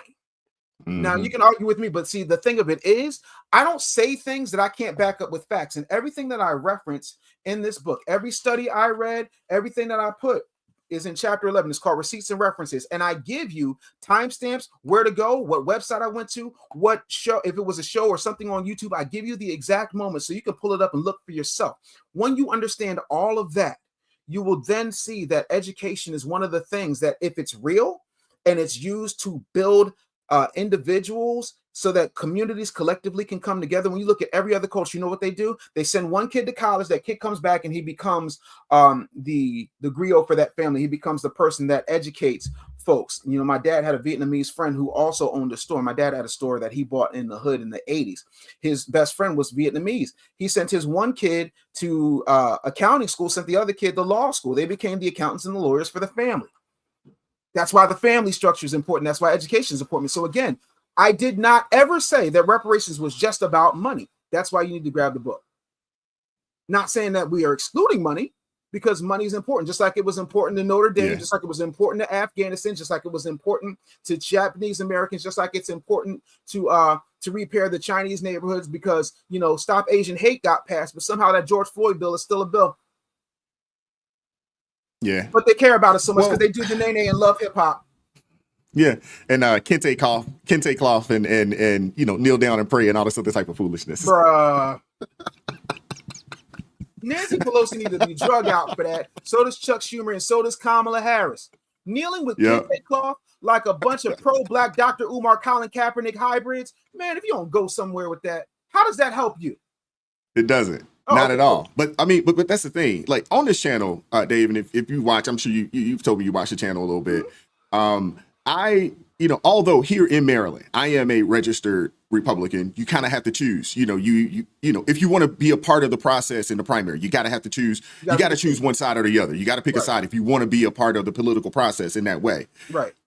But I don't try to steer people into the Republican Party. That's not what I'm trying to do. My goal is for Black people, especially, let's get off the Democrat plantation. Let's at least get to being independent. And ultimately the goal is to get you to do a little more research, a little more due diligence, you know, and with hopes that you'll become a little more politically astute. Mm-hmm. Yeah. I will say this to you, Wise, and I think this is very important. I'm telling you right now, if you put forth anything that's going to benefit me and mine, and I'm not just talking about black people, I'm talking about as a American who leads his family, who is the breadwinner for his family. If you put forth a policy that's going to make my life better, I'm voting for you. My vote's up for grabs. I'm nobody's girlfriend. You understand what I'm saying? I want you to fight for my vote. We have a representative government. This used to be a situation where it wasn't an uncommon thing and it wasn't anti-black to say, what are you going to do for me? What does my vote entitle me to?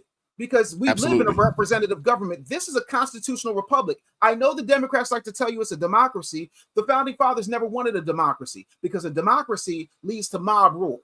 Majority rules, and whoever has gold makes the rules. This is a representative government. We live in a constitutional republic so that we can vote and we can get what we want. If you're not demanding anything, that's a problem. Yeah, so no, I don't believe in being in bed with just Democrats, and I don't believe in being in bed with just Republicans. I believe in getting down with whoever is going to listen to me, whoever is going to address my needs. That's how this works. And if anybody's telling you anything differently, they're fools. So you're mad at Ice Cube and Dr. Claude Anderson for putting forth an agenda where they went to the Biden folks first and said, we'll deal with it after the election. Joe, he did, Joe. But Joe said, I like it. I like some of the things. I don't know, but some of this stuff, it's going in the platinum plan. We're going to make some things happen. It's going to be great. Like the Ice Cubes, love them in my drinks. Whoever's willing to come to the table is who we sit down with. This is a business. That's it. This is a business transaction. It's not a referendum on pro-blackness because you're voting one way or the other. It's about what we're going to get. This is transactional. You understand that when you're ordering a Big Mac. You don't understand that when you're going into the voting booth, then you need to be educated. But then again, they keep telling us the same thing. Oh, Lord, Project 2025. Wait, so Taraji Henson sits on the BET Awards and tells you Project 2025 is going to kill all the black people and blah, blah, blah. And you believe a Hollywood multimillionaire. Who probably couldn't tell you one bullet point in the actual, in the agenda itself. Probably couldn't give you one bullet point. No, and it was out and scared people to death. And you know what's real crazy about it? And yeah, it's been out for a long time. I know black people that went and started to, do some research on it, and they were like, wait, this don't even sound like a bad idea. Just going through the things. Now, you could say, hey, I don't agree with everything. But my thing is that when I hear, black people say, or just people in general say, hey, I like this, but I don't like that. But I'm like, that's how it's supposed to be. I love my wife, love her dearly. Absolutely. But we don't see eye to eye on everything. You know what I'm saying? Like, you're not supposed to agree with. I will kill you over my wife. And there's plenty of things I don't agree with my wife about. I saw something real quick I want to address. Unapologetic One says, march against black-on-black crime and fatherless homes instead of screaming about reparations and victimhood. So let me say this to you. This is the difference between me and most people.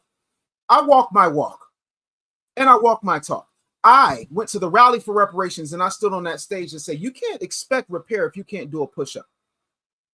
We need to address fatherlessness. Now you can say whatever Explain you want. That. Elaborate that a little bit when you say you can't expect repair if you can't do a push-up. Elaborate on that a little bit. Here's what I mean. You got all these fake old revolutionaries talking about how they're going to hold these folks accountable. How you going to do that? Right? You talking about revolution. You don't know how to hunt. You don't know how to fish. You do not know how to take care of your community. You're in no physical shape to handle absolutely anything. You don't have enough money if you have a $500 emergency, but yet and still you're going to tell people that you want the government to do this and do that. No.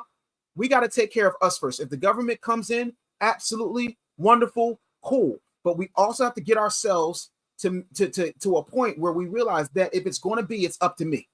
Period, point blank. The other part of that is I do address father absence. I address father absence on that stage. It's on tape. It's on YouTube right now. Look at Rally for Reparations 2024. I stood on the stage on the mall in DC and I told people we got to address father absence. We also have to get the government out of our affairs. So if you and I break up, me and my baby mama, okay, if I had one, I have a wife. But let's say my wife and I divorce. We're not going to the government to intermediate because the majority of that money is going into the federal government. It's going into the state government. It's not getting to the child. I don't need the government in my business. I can take care of my children, whether they live under my roof or not. But I want my kids to live under my roof. That's why I got married. That's how that works. So yeah, I'm against black on black crime, which by the way is crime. I'm against all crime. By the way, if you were to go to Paris, they're not calling it franc on franc crime. It's crime. It's just crime. Yeah. Because proximity means that you're going to sleep with, you're going to do business with, you're going to live with, and you're going to rob and assault the people who are closest to you. That is that is not a unique phenomenon to Black people. That is just where we are. And also, most other communities have thriving resources that contribute to the diminishment of crime. So yeah, I'm against Black on Black crime because I'm the son, brother, nephew of cops. I am also against father absence. I'm also against mothers weaponizing the child support system along with daddy government against fathers who want to be fathers. I also think we should have mandatory paternity testing for all Americans when babies are born, because that cuts out a whole lot of nonsense. It cuts out a whole lot of tax problems. It cuts out a whole lot of rigmarole that we're currently going through. Because if we know, like we're on a Maury Povich marathon, that you are the father or you are not the father, then we can nip a whole lot of stuff in the bud. But if you sign that birth certificate and you're not the daddy, you told the government you're the daddy, now you stuck. Yeah. You know what that does? It hurts the child. But okay. Tell me something else I don't already do. Got a super chat I want to read here. Shout out to Praetorian Guad with the $10 super chat. Says, I am not Black, but this affects us all. Read Deliberate Dumbing Down, a book by Isabert? Her dad was a Skull and Bones member. It's about the plan to dumb Americans down. I say vocational schools. Thank you for the $10 super chat. Yep. And I do agree with that. I mean, we've been talking about that a little bit on the channel as well. Just the overall plan to dumb down America. Shout out to Aaron from the Freedmen's Network with the $2 super chat. Says, but we still want that cash. That's owed. Appreciate the super chat. Thank you very much. But yeah, I'm very much on that wise. When it comes to one of the things that I don't like that's happening and has been happening for quite some time now is the diminishment of access to things like Job Corps, which again creates people who have maximum skills you can't take away. I also think that if we focused on vocations, but here's the thing: if you're giving people vocations, then they don't need to get all these student loans. And then when they're not getting the jobs that are, over saturated, like underwater basket weaving or, Power Rangers, second market, liberal studies, then what winds up happening is people just say, well, I'll go back to school, because you didn't get a skill when you were in school. Doctor, lawyer, architect, engineer, absolutely, definitely you should go to school. But most of us used to have skills that we use our minds and our hands in order to build. You know what happens when you become a master plumber? You're in the 1%. You know what happens when you're an electrical engineer? You're in the 1%. You know what happens when you're a welder? You're in the 1%. Hell, I talk about this, I believe, in the book. I was at a Wawa, which is a convenience store that sells coffee and hoagies and things. Yeah, we got them down here.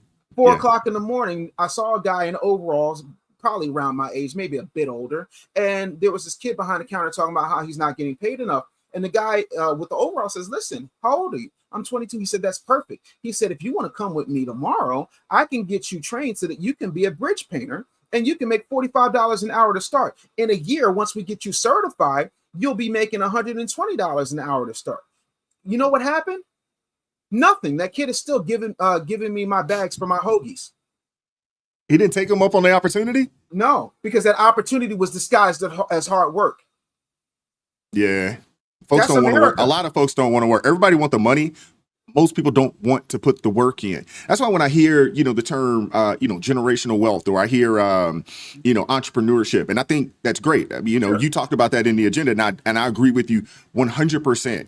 That you should gain a skill that is in demand or a product that is in demand, and fulfill that need that's out there. And there's a lot of money, out there for you. Right. But a lot of folks don't understand that you're probably going to work 3 months, 6 months straight. You're probably going to wear 4 or 5 hats. You're probably going to put those, 15, 16, 17-hour days in or more. Right. There's some other, there's some things that you're going to have to place on the back burner. A lot of folks don't want this. They're not willing to put the necessary sacrifice in for the success. I agree. I think that people need to understand that before I got to what you would consider success, I was out selling gutters. I sold cable systems. I sold home security systems for Honeywell, and then ADT bought my contract because I was ripping out ADT systems every single day. I was willing to do what I needed to do to get my skills up. You know, I was a phenomenal speaker. I was a great broadcaster, and I had to learn how to become a better salesman. I had to learn the skills that made sense. That's why I have a diverse array of companies under my brand, because I learned what made sense. And I also understood the one thing that they don't teach when you're watching these people with $20 podcast equipment that they got from Office Depot tell you that entrepreneurship is easy. I've never said that. It is hard. If you ain't got it, go to your cubicle. Have you ever seen an aerial shot of a cubicle farm? It looks like a rat maze. That's why they call it the rat race. And some of y'all need to be there because you don't have the discipline. It's not that you don't have the talent. You don't have the discipline. This takes a lot. You know how many times I wanted to give up? You know how many times I cried in quiet because this was hard. But guess what? Even now it's hard. I still got to make payroll. I got employees. I got a family. I got a bunch of stuff I got to do. But guess what? I would rather choose this hard and be available for my family and not have to worry about how much PTO I got or worry about, medical benefits or all that other good stuff than go to somebody else's job where my soul feels diminished. So, yeah, that's just how it goes.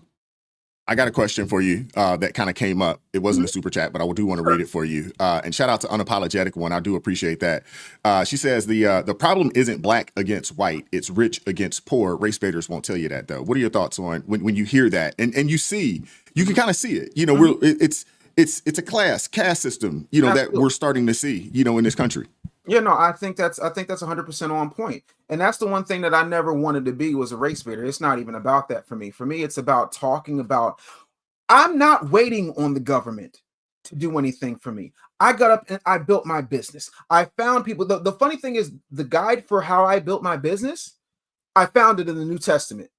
Jesus got 12 friends, 3 close, 1 best, right? The first people he got was Peter and Andrew. Peter and his brother Andrew were fishermen. Fishermen understood customs. They understood different ports of call. They spoke multiple languages, and they could get in and out. The other part of that is everybody on Jesus's squad was about that life. Look at what happened when they came to arrest him.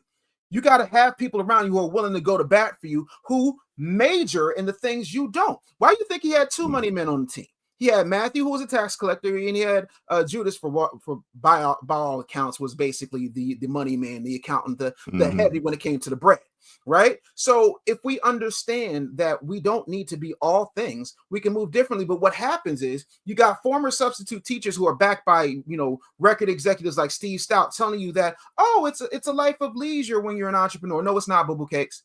And I think a lot of times accountability and a lot of times having the right skills are extremely important. And no, it's not just about black or white, but we also have to look at the numbers. And of course, race baiters won't tell you that. Al Sharpton's not going to tell you that. Al Sharpton told black people to get out of Target and go over to Costco, where there's not one black person on the board, and you can't name a black product you've ever bought out of Costco. To me, that's fast backwards. You got somebody like Jamal Bryant who's saying, well, we're doing a Target fest, but what he's not telling you is that affects the board of directors that has black people on it. It also affects those black businesses that fought and scratched their way to Target, things like Sienna sauce.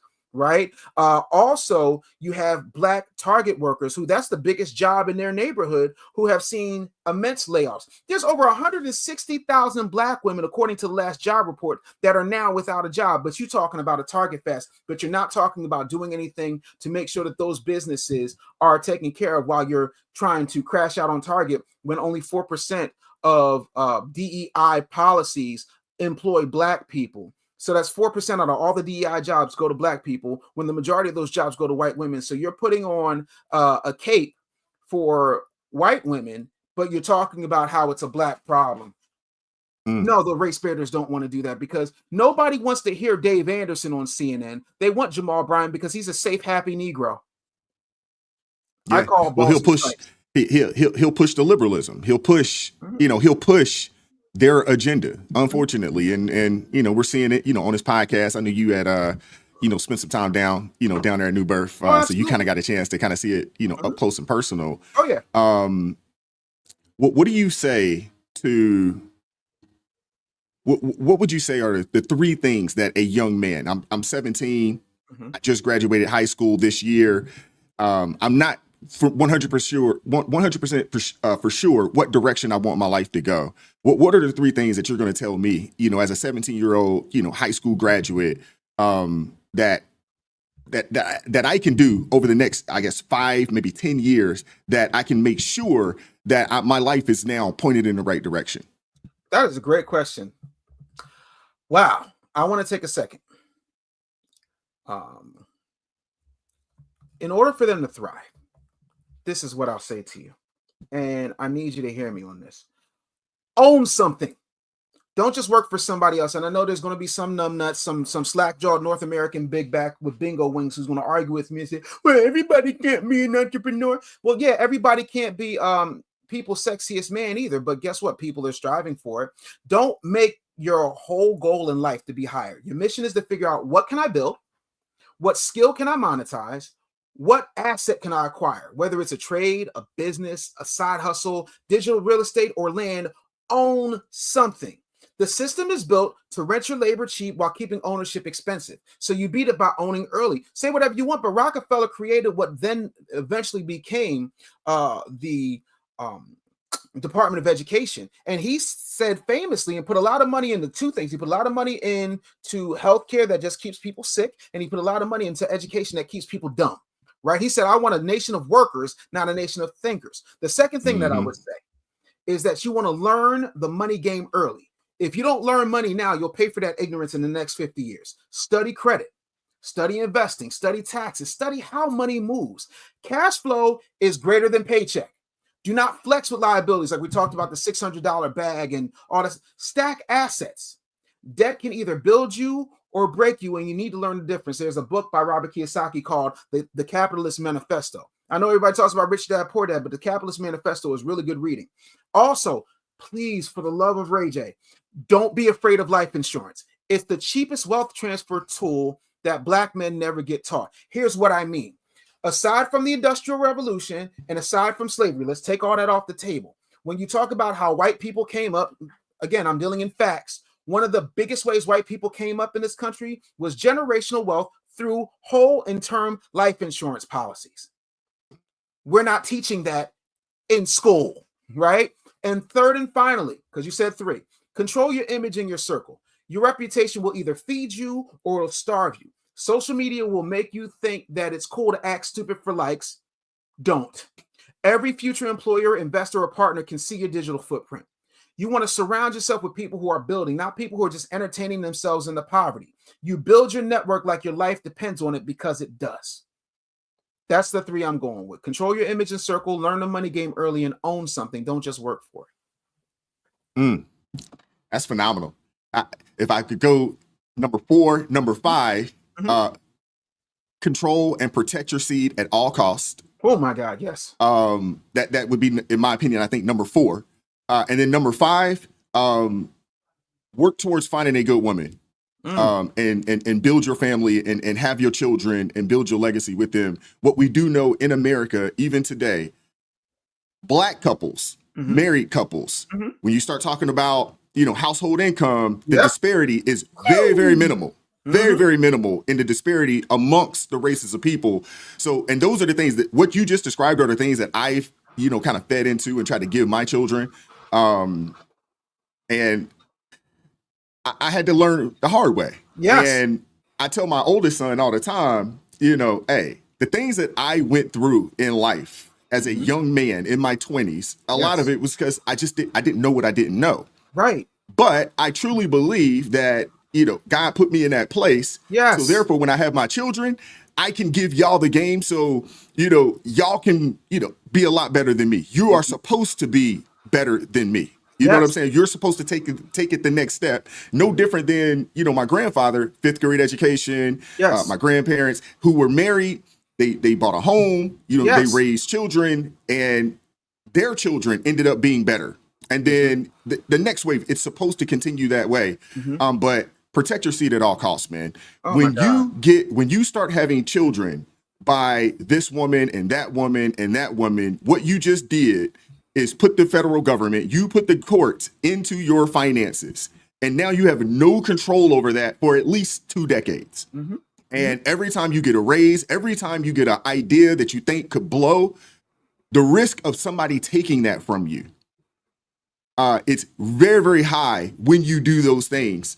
And if we can eliminate that, and the reality of it is most men don't have children. And when you start talking about black men, the majority of black men don't have children At all. and the majority of us that do have children, they're actually in the confines of a marriage.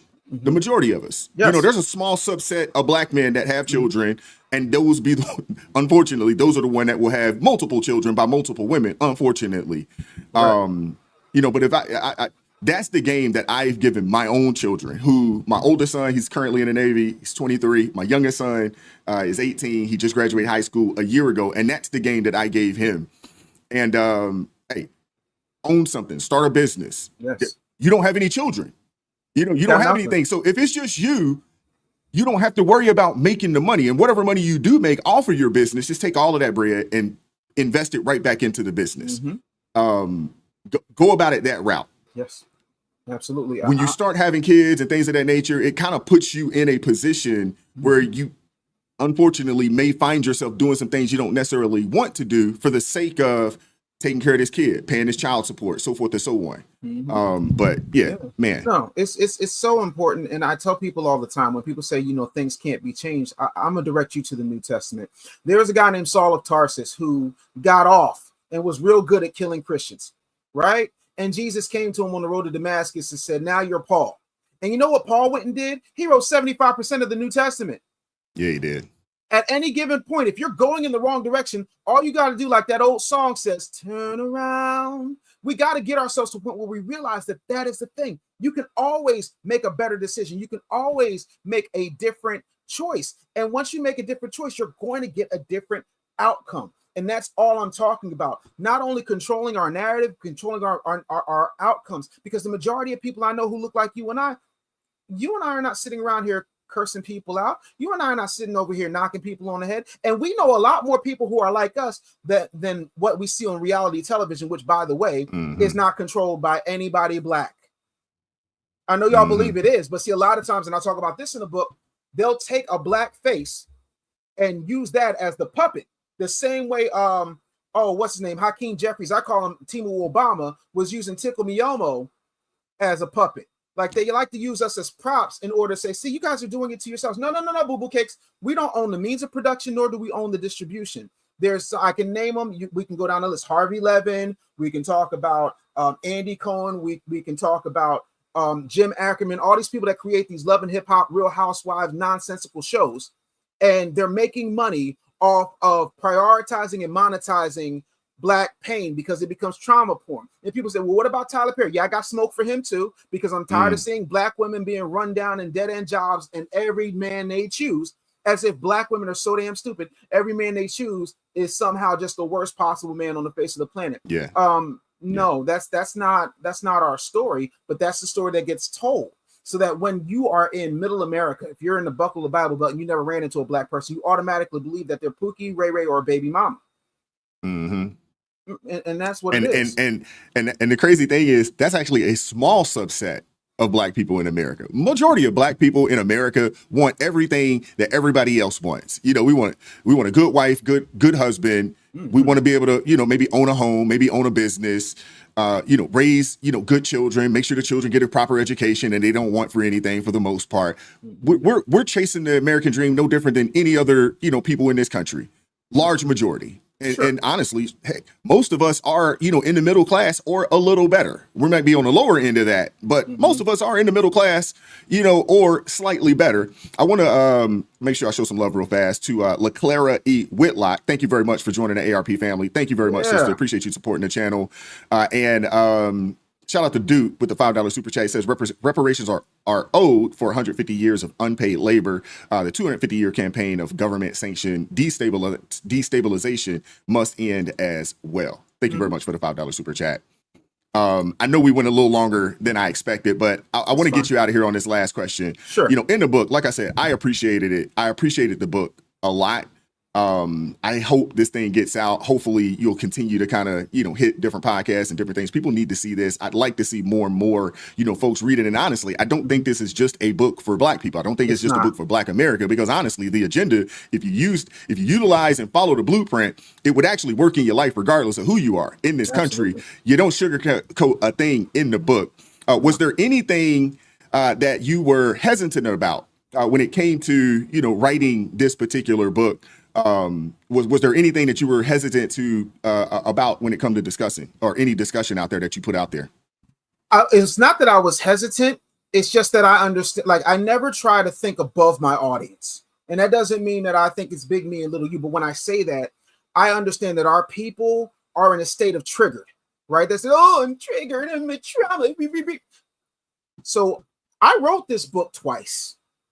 The first version of the book I am going to put out, but I had to get this one out first, right? And it wasn't that I was hesitant.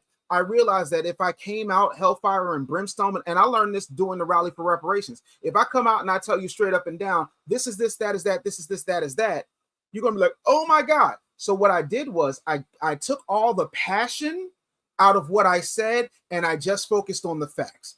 The facts are in this book.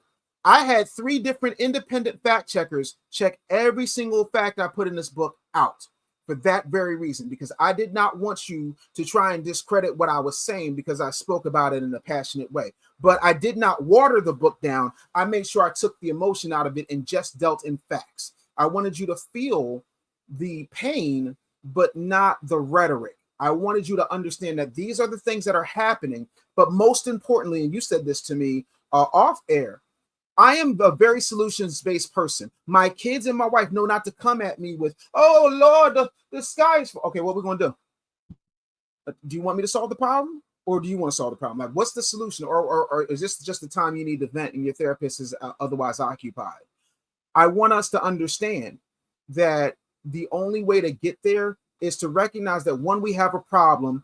2, it's up to us to fix it. And 3, we need a system by which to do it that is based in factual, actionable information. And that's why I wrote The Real Black Agenda. If you are white, you can read this book and understand there's something in it for you. No matter who you are, this is a book that is going to benefit you, because I talk about what we need to do in order to have solutions-based conversations and action.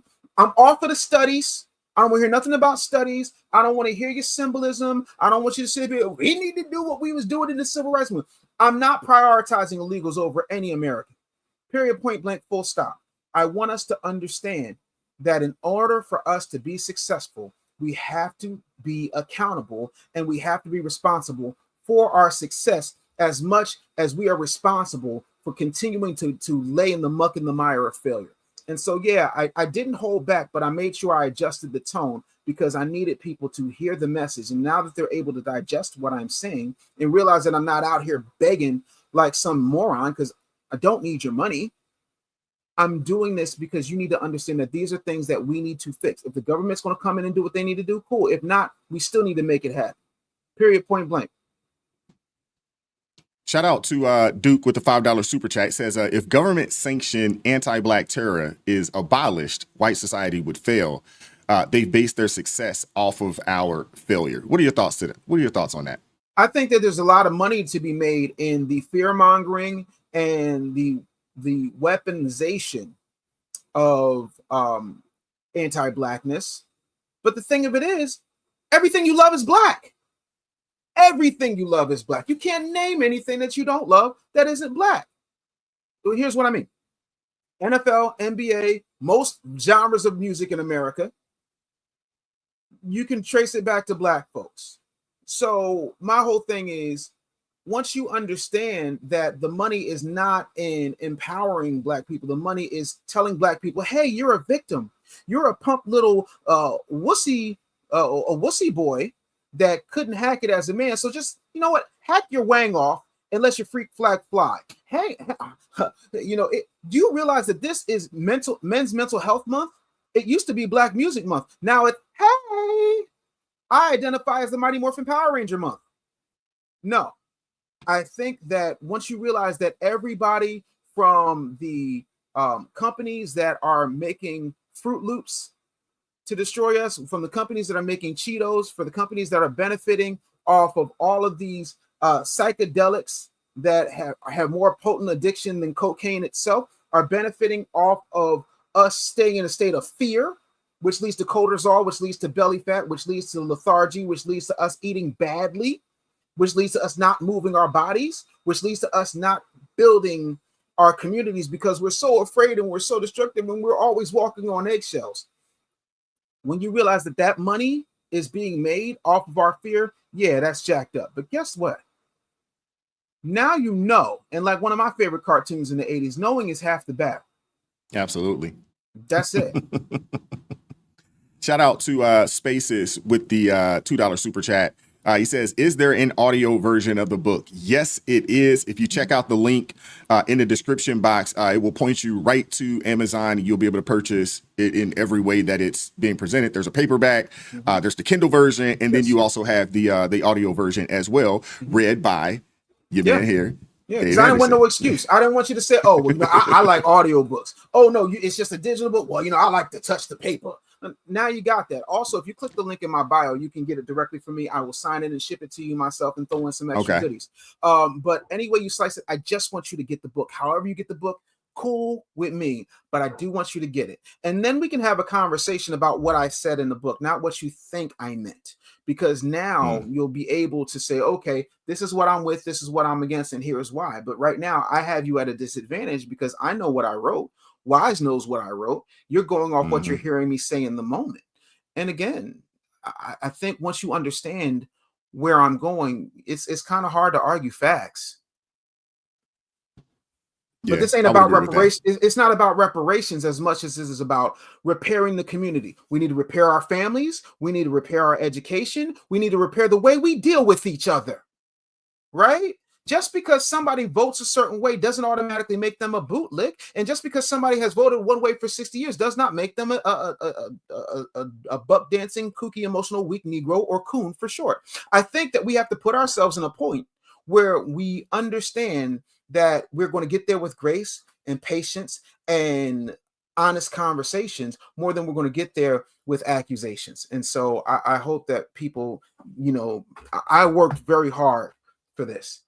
And when I tell you everything in here, I designed the cover, I wrote it, I chopped it, I edited it, I sourced it.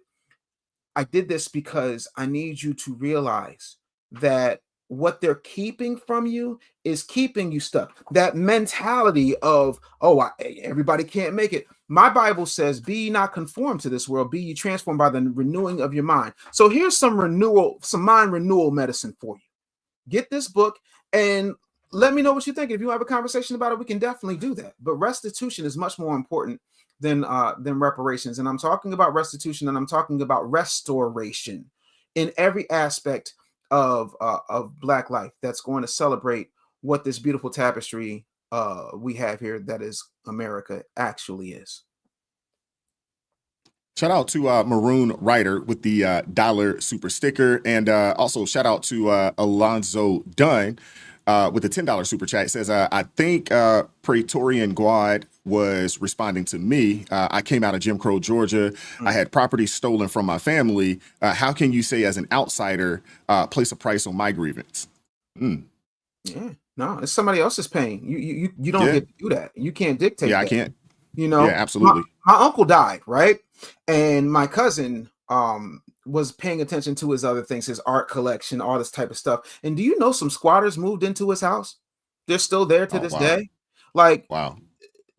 If it were up to me, maybe in another life, I'd run up in there and show them what the Second Amendment do. But unfortunately, it's a crime because of squatters' rights. So we got to get stuff like that off the books. We got to start protecting generational wealth. And that starts with policy, that starts with education, that starts with understanding your credit, and that starts with maximum skills. When you get maximum skills, they can't take it from you. And you know what else happens when you get maximum skills? You don't depend on daddy government anymore. You depend on yourself and the community that you built. And again, this is called The Real Black Agenda. It's got my big smiling face on it. So, because there's another book written by somebody that does not have their roots in America and isn't pro-American, who is trying to capitalize. But yeah, no, we gotta start paying attention. And again, to me, thank you so much, Wise, for having me, having these conversations with me. And I hope I didn't waste a whole bunch of you and your audience's time with my nonsensical BS. No, not at all. And I don't think it was nonsensical at all. Great conversation, great show. I think the people loved it for sure. We definitely gonna have to have you back. Maybe not in this capacity, just discussing your book, but just maybe as a panel member or something along those lines. I know you got a lot to say about a whole lot of things. I watch you over there, Van. I also watch you on, I Never Knew TV. So, man, you could touch everything. So if you were interested, I'd definitely love to have you on, in one of the panel shows or something, one of the guests, in the live show or something along those lines in the near future for sure. I'd be honored, man. Again, thank you so much. I'm always down to answer questions, and I think that's the one of. Okay, I gotta say this, right? One of the most dangerous things we don't do, right? And I tell this to my kids, so I'm gonna say it to you guys, and I'm not coming off fatherly, but this is a smartphone. Smartphones make dumb people, but every answer to any question you could ever possibly ask is on this $1,500 device. All of you got them. It's what you do with it, right? If I were to give my child the keys to my SUV, she's going to crash because her feet can't reach the pedals and, disaster is going to happen. But if you train the skill set, that's why I read 2 books a day. Not to impress you, but to impress upon you. I want to know what's happening in the world. My grandfather had a 6th grade education. He said, if you want to hide something from me, you know what? You put it in a book. I ain't hiding it. I'm exposing everything. There's a lot of people who right now are scared to death. Jamal Bryant has been running from me for months because after I tore New Birth down with real facts, he got a little shook. And when we were supposed to have a conversation about the real Black agenda, he decided to talk about how pretty Cam Newton's legs were. Because holding Black people accountable and not talking about, I want the brothers that smell like weed, isn't profitable to the $38 million per week the Black church gets from tithes and offerings. That is a statistical fact. I'm bad for business if all you want to do is collect the money. So let's go there real quick before you go. Okay. When you think about the amount of money that is given to Black churches, there's no banks, there's no credit unions being created or built. No. I don't even know if you have to do those things, but there's no funds either. There's no, I don't want to say hedge funds. What's the word I'm looking for? There's no community funds. There's no type of 501c3 nonprofit set up in order to find a way to distribute wealth. And what I said was, let's keep it real simple. Let's make this math very simple for absolutely everybody. Say you have a church that has 1,000 members in it, right? And when I say 1,000 members, let's pretend that all these members are doing relatively well enough that every month they could put in $100.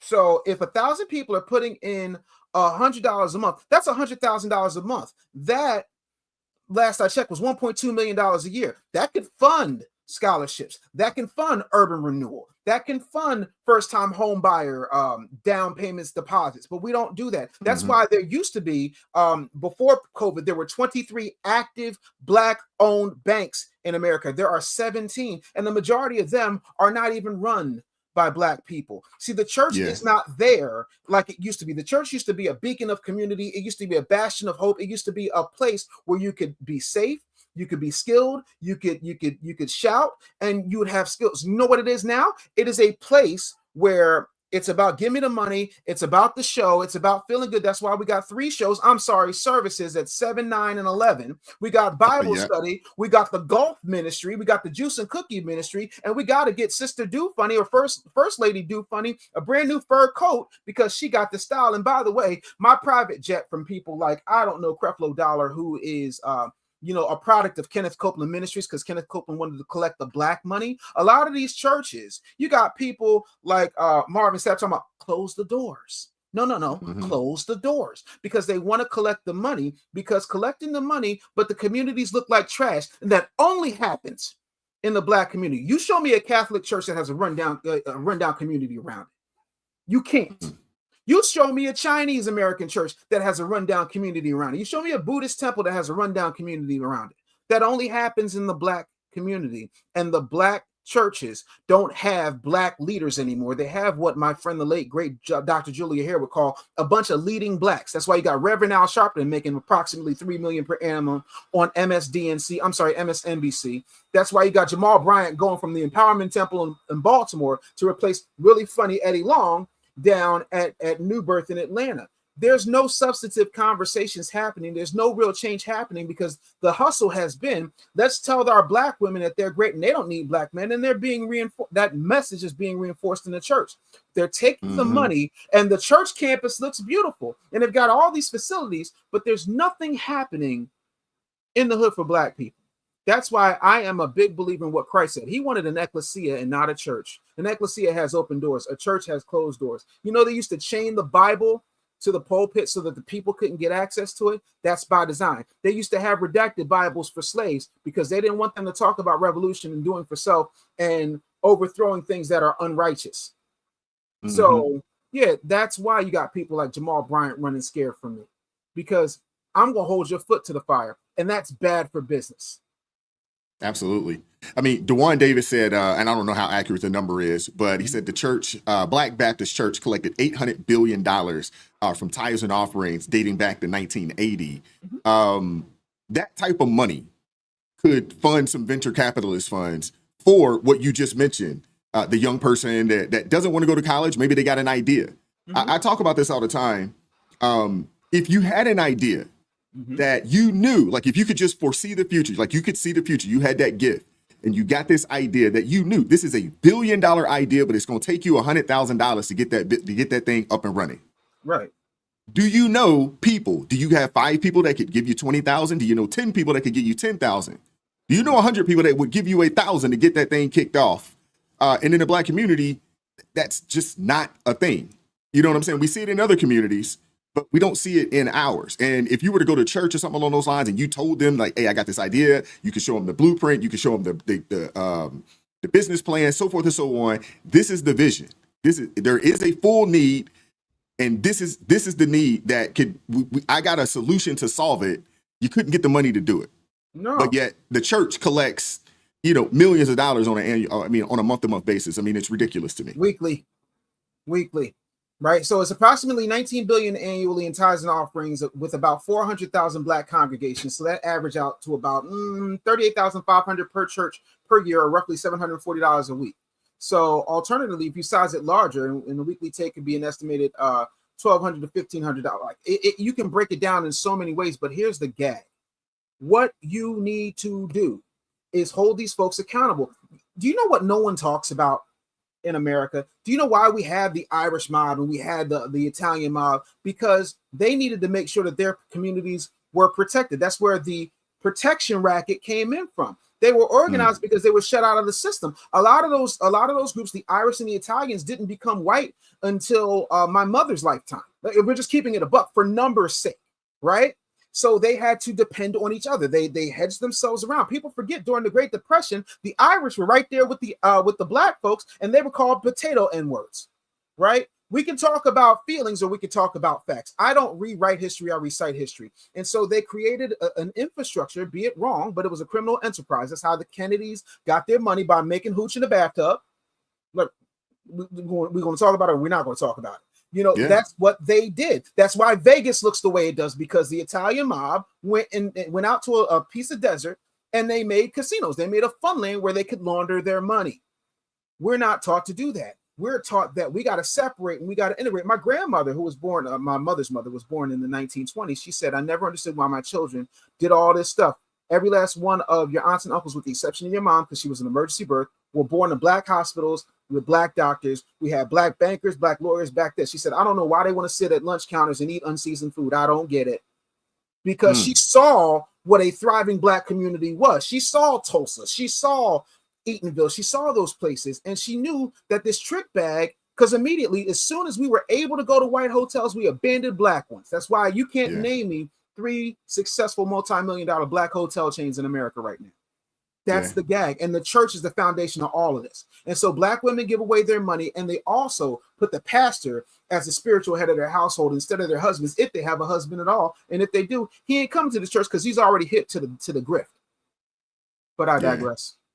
Yeah, you're absolutely right, man. You're cooking today. Have you read, I'm not sure if you're familiar with Vince Everett Ellison, but have you read his book, The Iron Triangle? Yeah, I know Vince. Vince is a good buddy of mine, man. Vince a good dude. He's a real good cat, man. And we have lots of conversations about what needs to happen, right? And a lot of what's going on is a trick bag.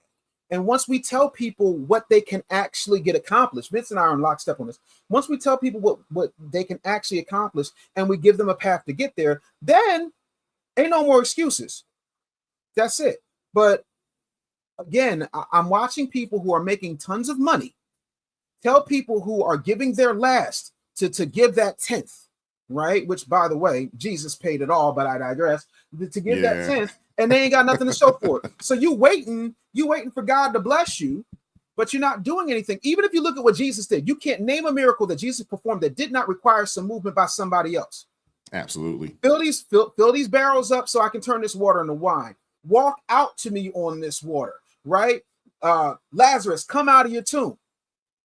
Pick up your bed and walk by your faith, because you touched the hem of my garment, you are healed. See, the action part of that, it's faith. Faith by itself ain't nothing. Faith without works is dead. There is always a living example of what you need to do in order to activate that faith. But see, there's no profit in that. You got to sit around and wait for God. And while you're waiting, we're going to pass these. Do you know that Jamal Bryant has buckets?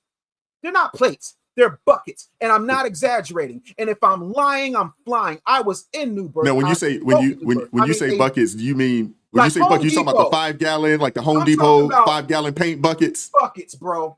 5 gallon paint buckets. They're white. They're big, bro. And if you think I'm lying, go down to Atlanta. I'm sure by the time you watch this, go down there. Go see how they had those offerings. I don't have any interest in going to Newburgh. I'm going to Atlanta. You know, I grew up down there. Yeah. You know, that's my that's my hometown. My family, my family still lives down there. So I go down there a lot. That's not a place that I would visit. I've gone to that church in the past, you know, in the 90s, back when Eddie Long was there, but I wouldn't dare. No. Yeah, I'm happy he didn't touch. I'm so happy Eddie Long didn't touch on you, bro.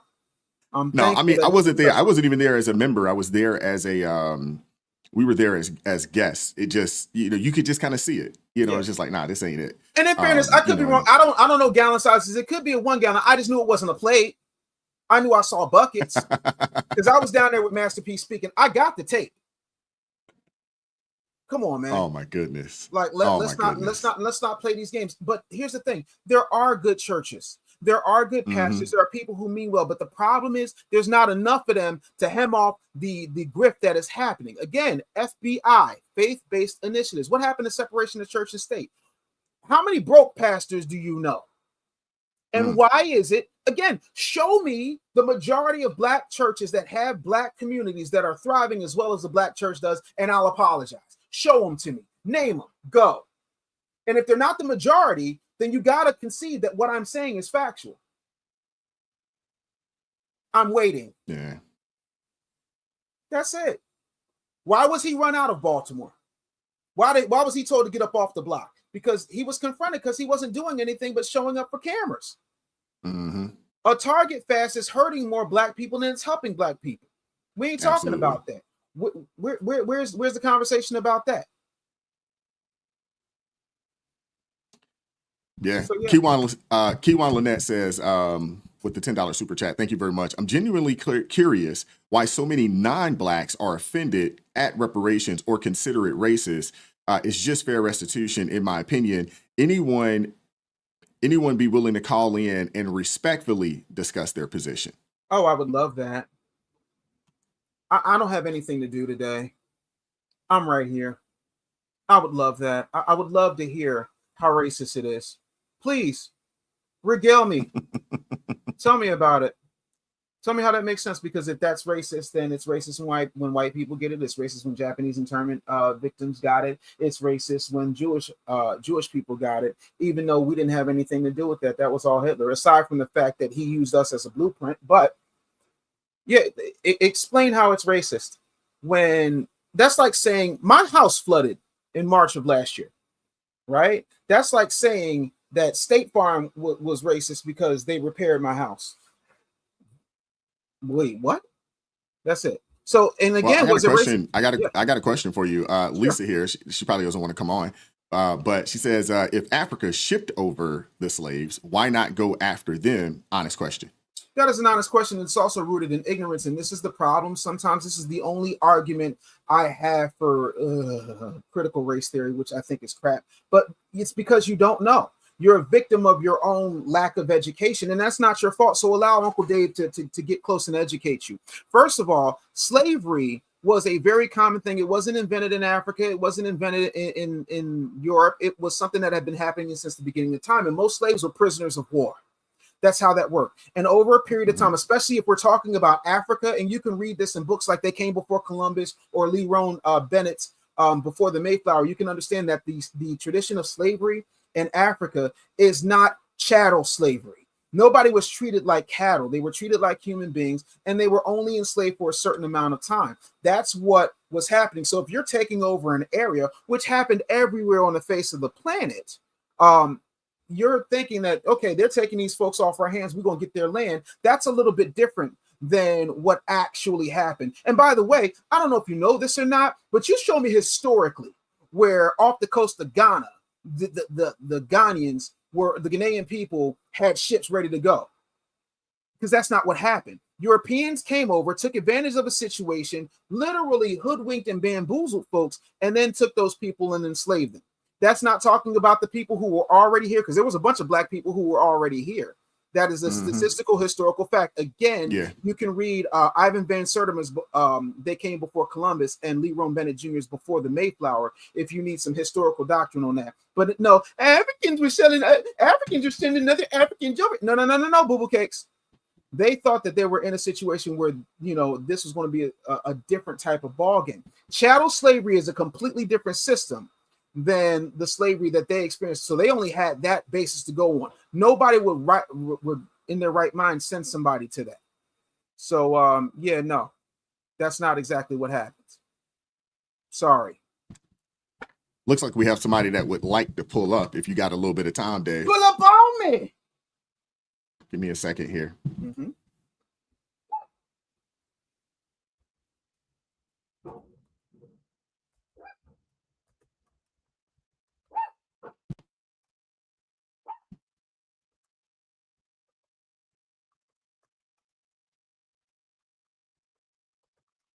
Ready.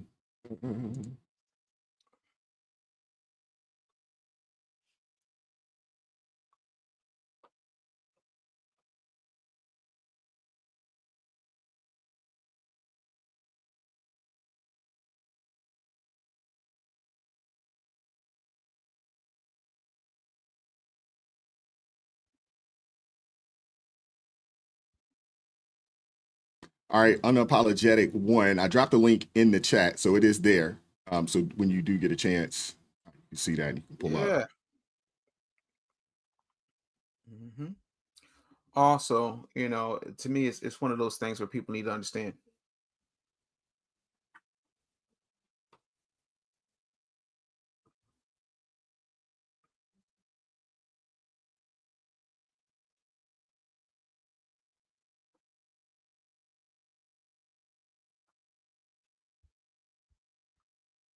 All right, so I think we're good there. So we'll see if she pulls up, if she wants to. I know she said she wanted to. And she said she's looking for the link now.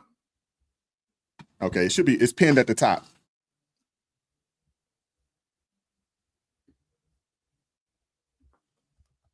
Yep, you'll see it. It's under me, A Righteous Perspective. It's pinned at the top.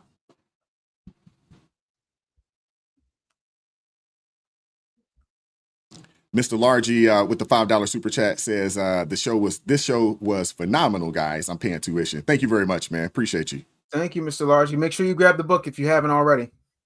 Yeah, please, y'all guys go check out the book.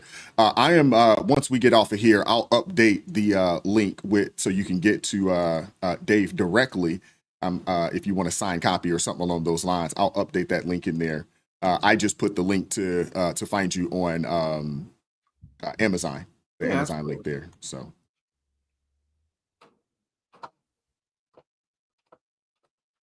absolutely. All right. Unapologetic One. Did you see the link pinned up at the top?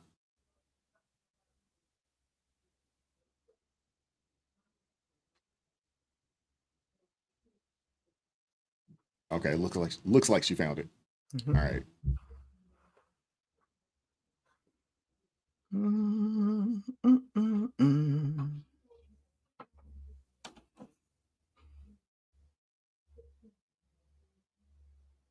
Yeah, buddy. All right. Yeah, man. I appreciate you pulling up, man. This is a good conversation, man. I mean, Man, people tend to enjoy it. And I would suggest, you guys go check the book out. If you're not a page turner, go get the audio version. And honestly, the audio version, you give a little more nuggets because you kind of go off, you kind of oh yeah. stop and then add some details. It reminded me of David Goggins' book that he wrote, Can't Hurt Me. If you read the book itself is phenomenal. But if you Oh listen to the audio, there is some extra stuff that you're going to get in the audio version that you're not going to get, just reading the book itself, which I've listened to his book a multitude of times. Yeah. And I appreciated that about yours, Yeah. is the fact that, you did a great job, obviously reading the book, but you kind of added some nuggets that maybe just kind of came to you while you were in that process of reading it. Yeah, I'm lucky that I've got a background in broadcasting, and while I'm reading this book, because I've had people tell me all the time, man, I just wish you put your books on audio. And so for the older books, I used they have a thing now where you can just get an AI reader to read the book. For this one, I wanted to make sure that you could hear my voice, hear what I was saying, check tone, and I realized, oh, you know what? I would have said this in the book, but I'd already written it, and I'm like, I'm going to go off script here because I want you to think about this and this and that, and I think that's extremely important. So, that's cool. I'm glad that you liked it. I'm honored that you have put me on your platform in order to talk about this discussion that a lot of people are too afraid to have, Jamal Bryant, and I'm Right. always excited to have. All right. So we got, Unapologetic One. Can you hear me okay?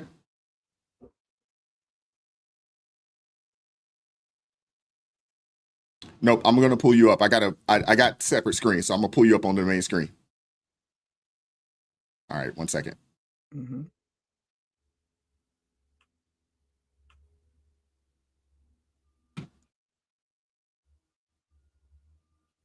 All right. Let me do that first. All righty. Unapologetic One. Can you hear me? Nope. All right. Can you hear me? I can. All right. Perfect. Hey there. How All right, are what do you? you have for us? Once again, Wise, I can hear you, but I don't have visual of the gentleman or yourself. It's pretty much just my own camera, and so I don't know if that's typically how it's supposed to go, but I don't have visual of you or the other gentleman. Yeah, we can see you just fine. Yeah. I got an echo. Do you hear echo, Dave? No, I don't hear an echo. Okay. I don't know what's up with that. Mm-hmm. All right, so we're not gonna worry about it. But we can hear you, we can see you. We'll work through the technical difficulties in a bit. But what do you have for Okay, us? wonderful. Well, I wanted to add to the conversation because my views are, I do appreciate. First off, I want to address you, Wise. Thank you so much for allowing me to come on your panel. I know that you invited me in the past, and first off, I want to address and let you know how much I truly appreciate that, as well as just your overall perspective and views. I have been a subscriber for some time now. I watch your content, and I do appreciate your overall mindset politically and just in general with your views with regards to our community. And so I am so grateful that you have given me this opportunity. And so I want to say thank you. And I also want to address the gentleman that is on the panel and also congratulate him in all of his accomplishments. And it is wonderful to see Black men who are doing quite well for themselves, although we may not share the same views. I am pro Black. I'm pro all colors. Let me Mm-hmm. make that known. However, any Black man that is doing anything positive, productive, I salute you. So I want to start off by saying that to Mm-hmm. both of you gentlemen. Oh, Thank you thank so you. much. Absolutely. Here is my thoughts, and I'll try to be as brief as I possibly can. First off, let me just give kind of a brief synopsis of me and my views. At one point, I was Democratic. I think most of us have family members who has been a part of the Democratic Party for years. Mhm. However, I started to do some digging into facts and understanding the truth behind the Democratic Party. And so that's pretty much what my background was. And once I started to do research and understanding just how much the Democratic Party has hurt our community, it shifted my mindset.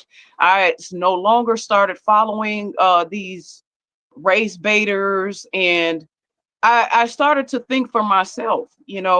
So when it comes to views of reparations, it could be argued that, as a people we're owed something.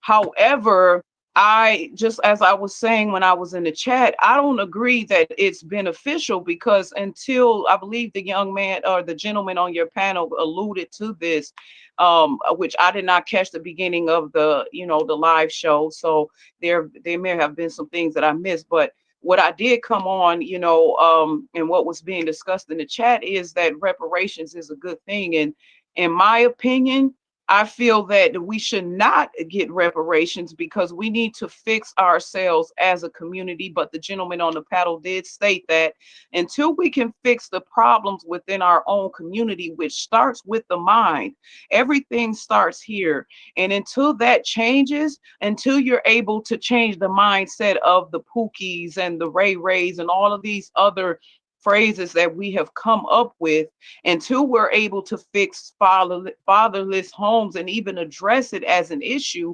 and become just as angry about that as opposed to marching in the streets and screaming and rioting and all of this other nonsense. Why are we not giving that energy to what's really problematic in our communities? And so that's why I feel that reparations at this point in time would not be beneficial, for us until we show that we can fix the problems amongst ourselves and stop promoting degeneracy, and mediocrity as a people. I'm not saying that some sort of funding, shouldn't be given to us, but that's just like giving a bunch of pigs pearls. What are they going to do? They're going to trample over it. So at the end of the day, until we fix our own communities, I don't feel that reparations is that's not going to solve anything. Matter of fact, if you don't teach financial literacy, you got to teach people to stop going out buying Jordans and when you can't even pay your own bills. So, that's just kind of like a brief mentality of where I'm coming from. So that's why I don't necessarily see it as beneficial at this point in time, because there are so many other problems within our community that I feel need to be addressed. So that's pretty much my my outlook on it. Great. Okay. Hey, Dave, I'll let you answer that Sure. unapologetic one. I'm going to pull you off, but I do appreciate you pulling up. Appreciate you supporting the channel as well. Thank you very much. Right. Thank Yeah. you and greetings to all of you, and you all have a blessed and wonderful day. And thank you again for allowing me to come up here, Wise. Oh, no worries. Thank you very much. Yes, indeed. I appreciate the thought process, and to that I'll say this: one, first get the book so that you can have a full understanding of what I'm saying. Right, the nonsensical thought process, at least in my mind, the short-sighted thought process of saying, "Well, we shouldn't get reparations until we fix our community," is tantamount to saying that's like telling a victim fix their wounds before the criminal gets arrested. Reparations aren't based on whether or not we're perfect. They're based on what was taken. You don't tell a robbery victim, well, before we return your stolen car, we need to make sure you start driving better.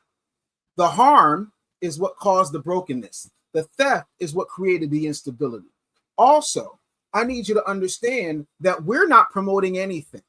I need Black people specifically to understand that Black people are not promoting anything. You have people who are paid to promote these things. So for we can go all the way back to Little Kim. We can go all the way back to TLC. For every one of those, there's 50 more waiting to get signed. You think I'm lying? Explain Sexy Red. None of these people who are funding these Black agent provocateurs are Black. We do not control any media. We do not control any record labels. We do not control we don't control any major publishing houses. So what are we promoting? What's being promoted to us with a black face on it is the new arm of COINTELPRO. What they're doing is making us look dumb on the world stage, making us look ignorant on the world stage, right? Also, you don't hear this logic for anybody else. And I need you to get the book so that you understand. And I said this on here, that this is not just about, oh, give me money, give us handouts, this, that, and the third. That's utterly ridiculous. I'm a big proponent. I've said it on the show. Go back and rewind the tape when this is over with. I said that we need to have, financial literacy, which isn't taught in our schools because our education system is made to make us slaves, not made to make us free. I said that we need to make sure that we're taking care of everything, but buying Jordans don't mean anything. The truth of the matter is we do have a materialism problem. That's because we don't have anything to show for all the things that we should be proud of, right? And finally, you don't hear this logic for anybody else. Japanese Americans didn't have to fix their families after internment camps. They got reparation.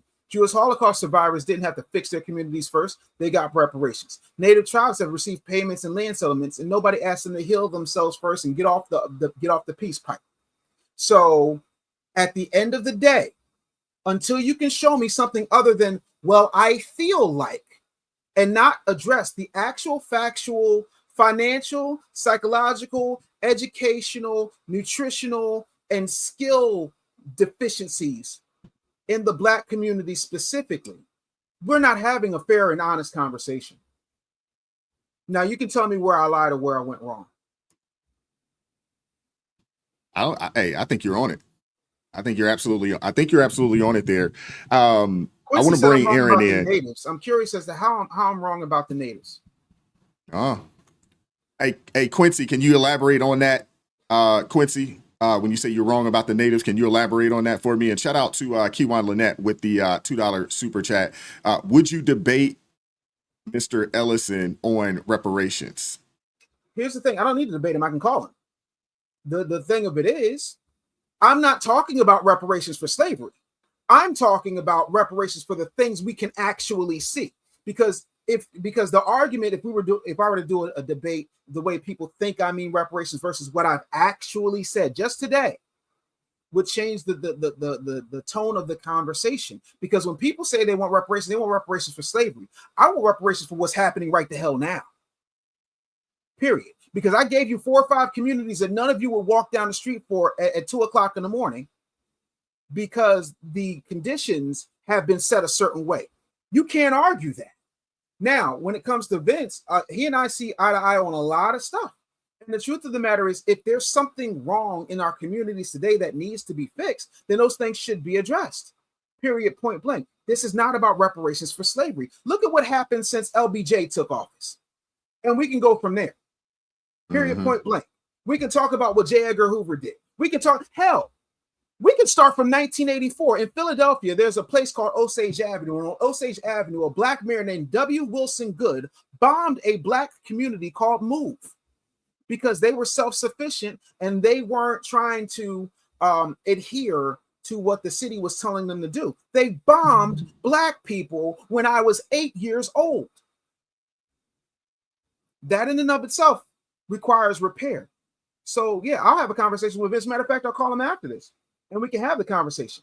But now that you understand, I'm not talking about slavery because a lot of those things are a little bit convoluted, and that in and of itself is an issue. But we can talk about how these communities have been marginalized by policies, by corporations, by blood-soaked capitalism that was not done in a free market economy. Yeah, we can definitely talk about those things.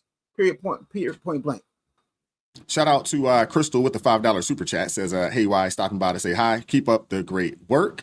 Love the ARP family. Happy Father's Day to you and all fathers. Thank you very much, Crystal. Appreciate you. Let me pull up my guy, Aaron from the Freedmen's Network. Hey, Aaron, can you hear me okay? Got you. All right.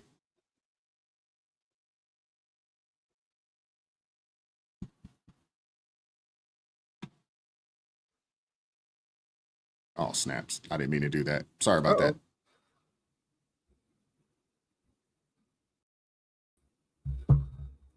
All right, there we go. It's all good. All right, we got my guy Aaron from the Freedmen's Network. Appreciate you pulling up this morning, brother. You're not going to be able to see us. I tried to send you the link so we could get you directly in here, but we got to do a little screening process. We had some issues last week. But what do you have for us?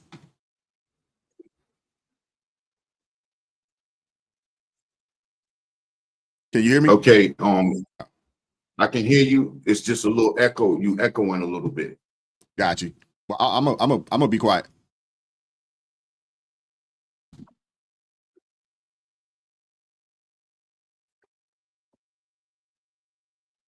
Okay, Dr. Dave, how you doing? It's an honor to converse with you here, and I just wanted to make a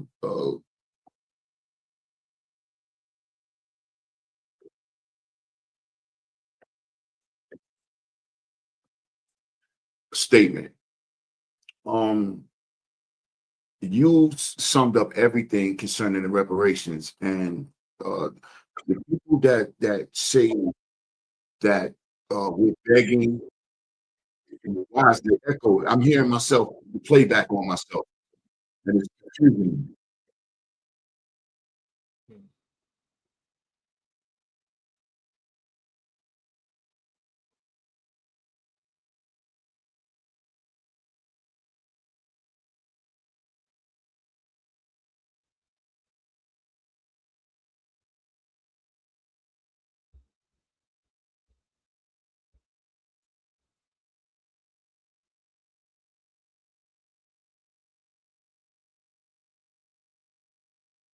Hey, Wise, if I could, there was a comment. JWalk says we've spent $20+ trillion on social programs designed specifically around helping Black families since the 1960s. I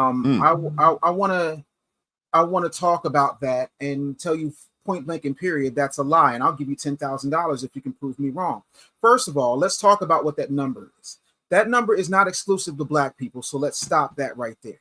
Right? The so-called $20 trillion that you're speaking of deals with Medicare, not Black exclusive, Medicaid, not Black exclusive, Social Security, not Black exclusive, food stamps, not Black exclusive, welfare programs. All of those things benefit white people way more than they've ever benefited Black people. The majority of that money has always gone to white Americans because numerically white people make up the majority of the welfare and entitlement recipients. Black people are overrepresented in poverty rates, not dollar amounts spent. Secondly, social programs are not reparation. They are poverty management. They're not poverty elimination programs. Those programs never repaired the wealth that was stolen. Welfare does not replace stolen land, block loans, destroy businesses, stolen labor, centuries of compound interest. That's like handing somebody a $20 gas card after you stole their car. Also, social programs have always served the system and not the victims. Social programs weren't about wealth transfer. They were about pacifying unrest while maintaining systemic control. Most social programs are designed to keep poor busy while they're barely afloat, right? Keep money flowing to defense contractors, banks that are not Black owned or controlled, corporations via government spending, and ensure poverty cycles stay intact with no real path to any type of wealth building. Also, Black America was targeted for destruction even while these programs existed. Redlining blocked home ownership, predatory lending wiped out generational wealth, mass incarceration destroyed families, public schools have been defunded, urban renewal has displaced entire Black neighborhoods, and you can Google Negro removal because that's the actual term they use behind closed doors. So please stop confusing maintenance with justice. The government spent $20 trillion maintaining poverty across all races, not repaying Black people for 400 years of unpaid labor, systemic theft, and targeted sabotage. So don't call the hospital a bill to gift the patient you shot. Hope that clears that up. And again, I got 10K for you if you can prove that what I just said isn't 100% factual. Folks want the smoke, man. They want the smoke, Dave. That's fine. I have no problem cooking. I do intermittent fasting, so I haven't eaten yet. But again, I just want somebody. I do the same thing. Yeah, you know what I'm saying? It works wonders, and then you start to realize you have a certain amount of clarity, and it also focuses your hydration, which is something a lot of Black people are very dehydrated. by and large. And I'm sorry, a steady diet of Kool-Aid and Dr. Pepper ain't really drinking water. You're dehydrating yourself, and that high fructose corn syrup is killing us. It definitely is. Let me bring my guy Aaron here. I think we're good to go now. All right, perfect. Let's go. All right, brother. Right. All right. Salute, Dr. Salute to you, Dave. man. Appreciate you pulling up this morning, man. It's an honor to converse with you. You know, you do perfect explaining the reparations argument. I think you're able to orate that in such a way that I've been trying to do, and I think people understand what we're saying. They just don't want to cop to it because just like that young lady that was up here a few minutes ago. Certainly. See, what those are those type of people are defeated, in my opinion, defeated self-hating Negroes that hate the culture. You got people like Jason Whitlock and those kind of people. They just hate the culture for whatever reason. My guess is you weren't popular when you were young. You had to pay for women. I mean, look at the dude, man. I mean, it looked like somebody slept with a dog and gave birth to you, man. Come on now, Aaron. Aaron, Come that's on, not bro. productive. It might be factual, but it's not productive. Let's be It's better. not okay. All right, top. We're gonna X that. But these people usually grow up with a resentment towards their own people.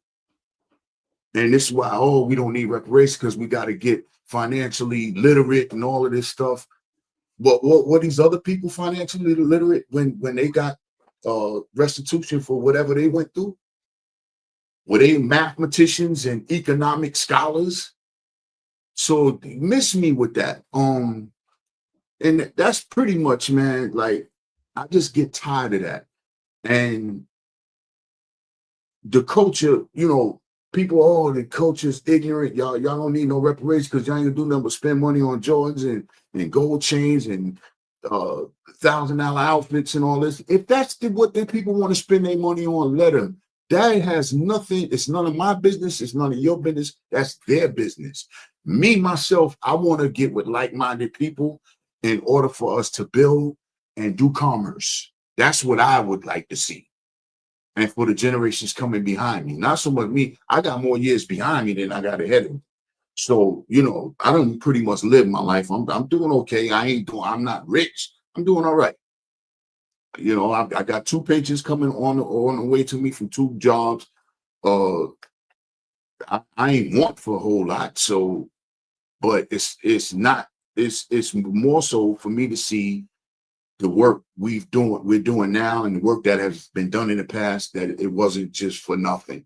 And that's what I want to see, us being able to be dependent, you know, more dependent on each other and less dependent on them folks. That's what I want to see.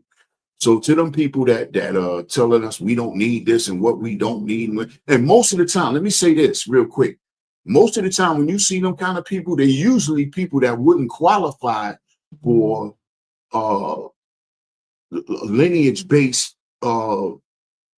benefits or lineage-based tangibles. They wouldn't qualify for it because they're not of the lineage. So they always got a problem with it, with anything we try to advocate for. So maybe you could speak to that, Dr. Dave. Dave, I think you muted yourself. My bad. Yeah. Sorry, my baby was bringing me the mail. Let me make a few things very clear. I don't need to attack somebody physically. It's not a thing for me, right? Because I want to stay rooted in facts as soon as possible. Now, one thing that I do want to say is that when it comes to this, I'm against the culture because the culture was created by people like Leo Cohen, who created the 360 deal and puts out a bunch of, nonsensical, half illiterate rappers out here. I'm against the culture because you have reality television all over the place. I'm against the culture because it preaches materialism, and over the past 30 years, it's only gotten worse. So that's not my culture. I come from a culture that built America. I come from a culture that believed that as long as we are able to showcase our skills and make our mark on a fair playing field, then we can do amazing things in spite of whatever our conditions are. So I'm not going to celebrate a culture of ignorance that I neither subscribe to nor will I perpetuate, because I read, I write, I understand how all that goes. But yeah, there are people who are not foundational Black Americans who get paid a great deal of money to say what Black people aren't owed, entitled to, whatever the case may be. But if somebody commits a crime, there is restitution for said crime. And like I said before, even if you just started at LBJ, hell, if you started at J. Edgar Hoover and worked your way forward, there's plenty there that needs to be repaired without even the slavery argument. That's an argument for another day. And there are people who are much smarter than me who have yet to be able to work that out. I'm talking about one particular thing. Now, as far as everything else goes, I'm definitely with you. I think that people need to be able to have that discourse. Speaking of which, Wise, I want to bring Unapologetic One up here, because she was saying it wasn't fair because what she was saying was factual and she didn't get to have a balanced conversation. So I want her to be able to come up here and have a balanced conversation, because I, as my kid would say, I ain't ducking no smoke. Got you. I'll make it happen. Wow. One more thing. Let me say this to both of y'all, really. The hip hop culture thing, what you see going on now is not the culture of hip hop. That was created, like he said, Lee R. Cohen and all these vultures that came in and exploited a lot of these kids. I was around in the beginning of the culture that was born here. The hip hop was born out of really youth gangs and children, because we weren't allowed to hang around in the clubs that the older young adults were able to. So this is how this creation started. These things are not the culture. It's a subculture of what our culture is. We don't, this stuff you see going, just like the other day over here in Brooklyn, you had this dude from No Jumper, Adam 22, out here in Brooklyn, walking around with like 100 dudes. That couldn't have never. First of all, New York City is not New York like we knew. Brooklyn, where I'm at now, is no longer Brooklyn like we knew it. No. That could have never happened back in those days. That guy walking around like that with them dudes. That would have never happened. Most of what you see in Brooklyn now, well, in New York, period, is foreign people, second and third generation. Most of the foundational people have left New York because they've been priced out, and they back in the South, they out in Texas and different states, but it's not like what it was. So this whole thing we're seeing now, it's not us. It's really not from the culture, and that's it for me, Wise. But I appreciate y'all letting me come up, Dr. Dave. Yes, sir. Love you, brother. Love your work. Thank you, I'm man. behind you 100%, man. You ever need a soldier, man, I'm with you, brother. I appreciate it. Did you get the book? I'm good. That's going to happen today. Yes, sir. Yes, sir. Is it on Amazon? Yeah, go check it out, man. It's on Amazon. I don't know, if you want the audio version or the Kindle version, you can get that immediately. Those two you'll get immediately. Obviously, you get the paperback. Obviously you'll wait for it to be shipped out to you, but I don't know. You might want the autograph copy. You might want to get the signed version directly. Yeah, get that signed version. Brother, man. I love this brother, man. I appreciate you. I love you back, brother. That's awesome, man. Appreciate you, Aaron, man. Take care, bro. Yeah, unapologetic. When I say I want the smoke, I'm just joking. Please don't take things so literally. Yeah, I'm not a violent man. I believe in very peaceful discourse. Like, I'm a big guy. I mean, even at 229 pounds, I'm a big guy. But even if you're above average. You're above average guy for sure. You've never heard anybody say that I've been violent to them, or I've struck them, or I've hung them out of a window, or anything like that. I don't get down. I don't have to. Right? I'm real peaceful around these parts. But yeah, no, I'm always willing to have a fair exchange. So I don't want you to think at any given time somebody didn't want to have a fair exchange. So please, come on, pull up. Yeah, hey, Unapologetic One. Yeah, Unapologetic One. When you do pull up into the link that I gave you, that's the screener link, and then I will point you in the direction of the proper link, and then we'll get you to pull up on the main link. I just got to make sure that we're careful in screening, because there's some weirdos out there. Shout out to Crystal Beyond Labels with the $5 super chat. She says, Black Americans don't need reparations. They need a real relationship with Christ. He will transform our communities. And she had one more She says with the $5 super chat, Crystal Beyond Labels, thank you very much. She says the Black community will never thrive because there is always an us versus them mentality. Other cultures don't do that. Would you like to address either one of those? Yeah, I would like to address them both. If you put the first one up, because I want to go in order. Yep.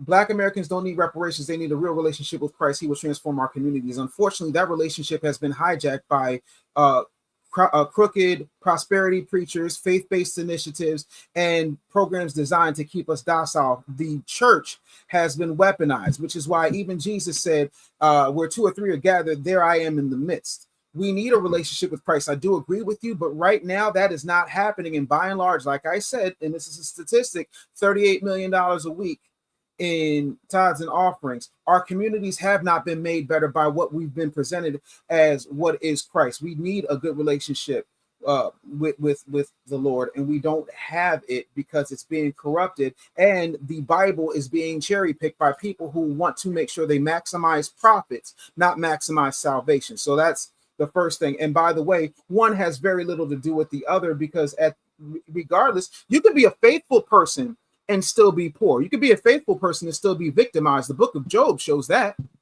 So those are two different separate issues. But the problem is those issues become unified when that church has been weaponized against our people. Specifically, no other community has had the church weaponized against them like the Black community.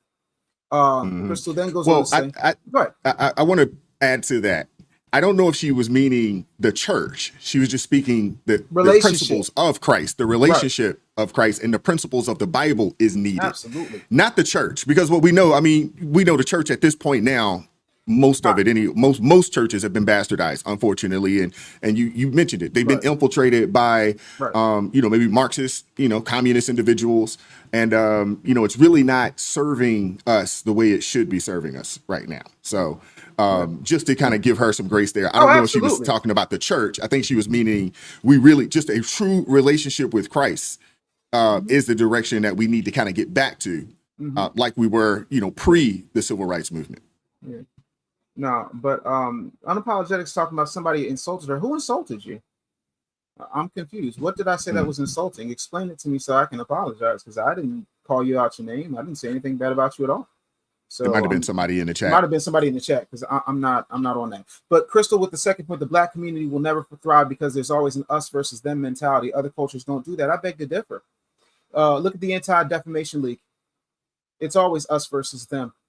Look at the Congressional Asian Pacific American Caucus. It's always us versus them. The difference is with us, we have been very, very communal, and I can prove it to you. The hair care industry up until about 50 years ago was primarily run and sourced by Black women until they allowed Asian people into our community, where they took it over and then put all of the trade systems and the guides in order to order in their native language, right? When you look at the Italians that have thrived making money in the Black community, we look at every other community, they have made money in the Black community. So it's not just us versus them. It's a relationship that has no reciprocation.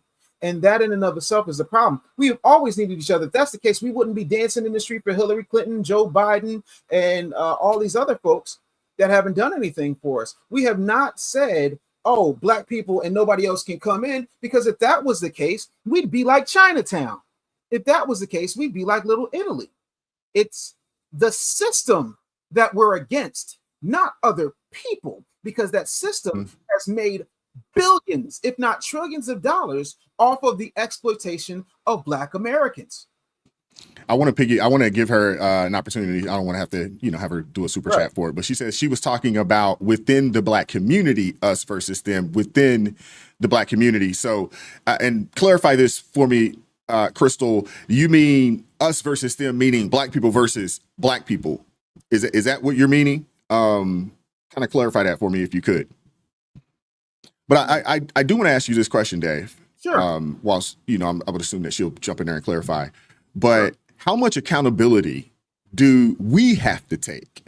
How much accountability as American Blacks that do we have to take for allowing the churches to get to where they got to, allowing the politicians that we vote for, at 85, 95% clips to take our vote and not represent us properly and not demand that they represent us, the needs or wants of our community properly. How much of that, us sending our children to these schools, but we don't participate in the PTA programs. We're not there, at the teacher parent conferences and things of that nature, getting a full understanding of what our children is being taught.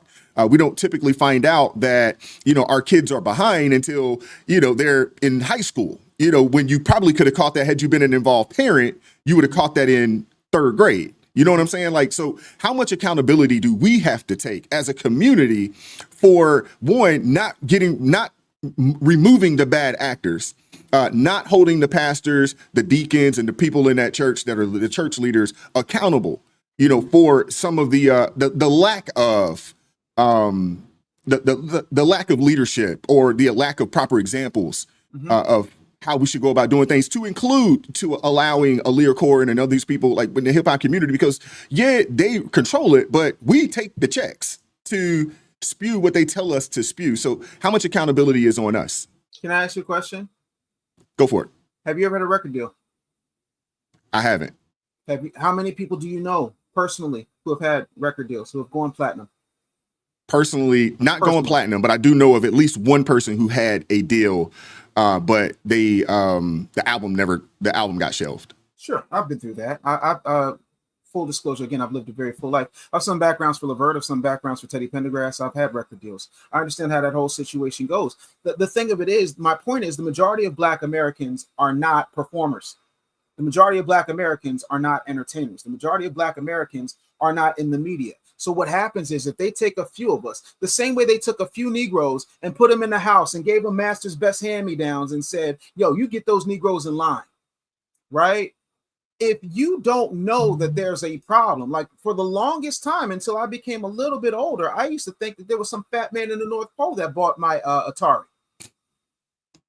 But when I found out that the fat man in the North Pole was the wallet in my daddy's pocket, I understood differently. We're not educating ourselves. We are responsible once we know what's happening, but most people don't even realize that they are getting jacked. But we are still, once we get ourselves to a place in an information age where we're conditioned to not think for ourselves. That's why so many people had no issue with the fact that Kamala Harris was appointed and we never had a primary for her. Even Barack Obama said, no, we need to take this to the convention. And the DNC said, hold on, Barack, you may be the face of the party, but you ain't the party. Get in line. That in and of itself is in there. Can Wrinkled Brain come up here? I would love Wrinkled Brain. Let's get Wrinkled Brain up here, because he said I'm a step away from Dr. Umar. You must not know my relationship with Dr. Umar. I hold Dr. Umar to the fire because for 14 years he talked about a school when you have a young man named King Randall who's just outside of Atlanta who built a school like Tony Stark's with a box of scraps. Dr. Umar has been promising substantive change and has not hired an ounce of staff. He has not created a curriculum that you can review. I sent my contractor down, my partner down to his school to take care of the floors and all that good stuff. We gave him an estimate that was cheaper than what it took to fix my the house that had the leak in it. School ain't been fixed. I'm not saying the man is a grifter. I'm just saying that after 14 years, you should be able to build a school. And I'm not running around here wearing dashikis and talking about snow bunnies and all this other stuff. I'm a different kind of Black man. I've been in corporate America. I also grew up poor.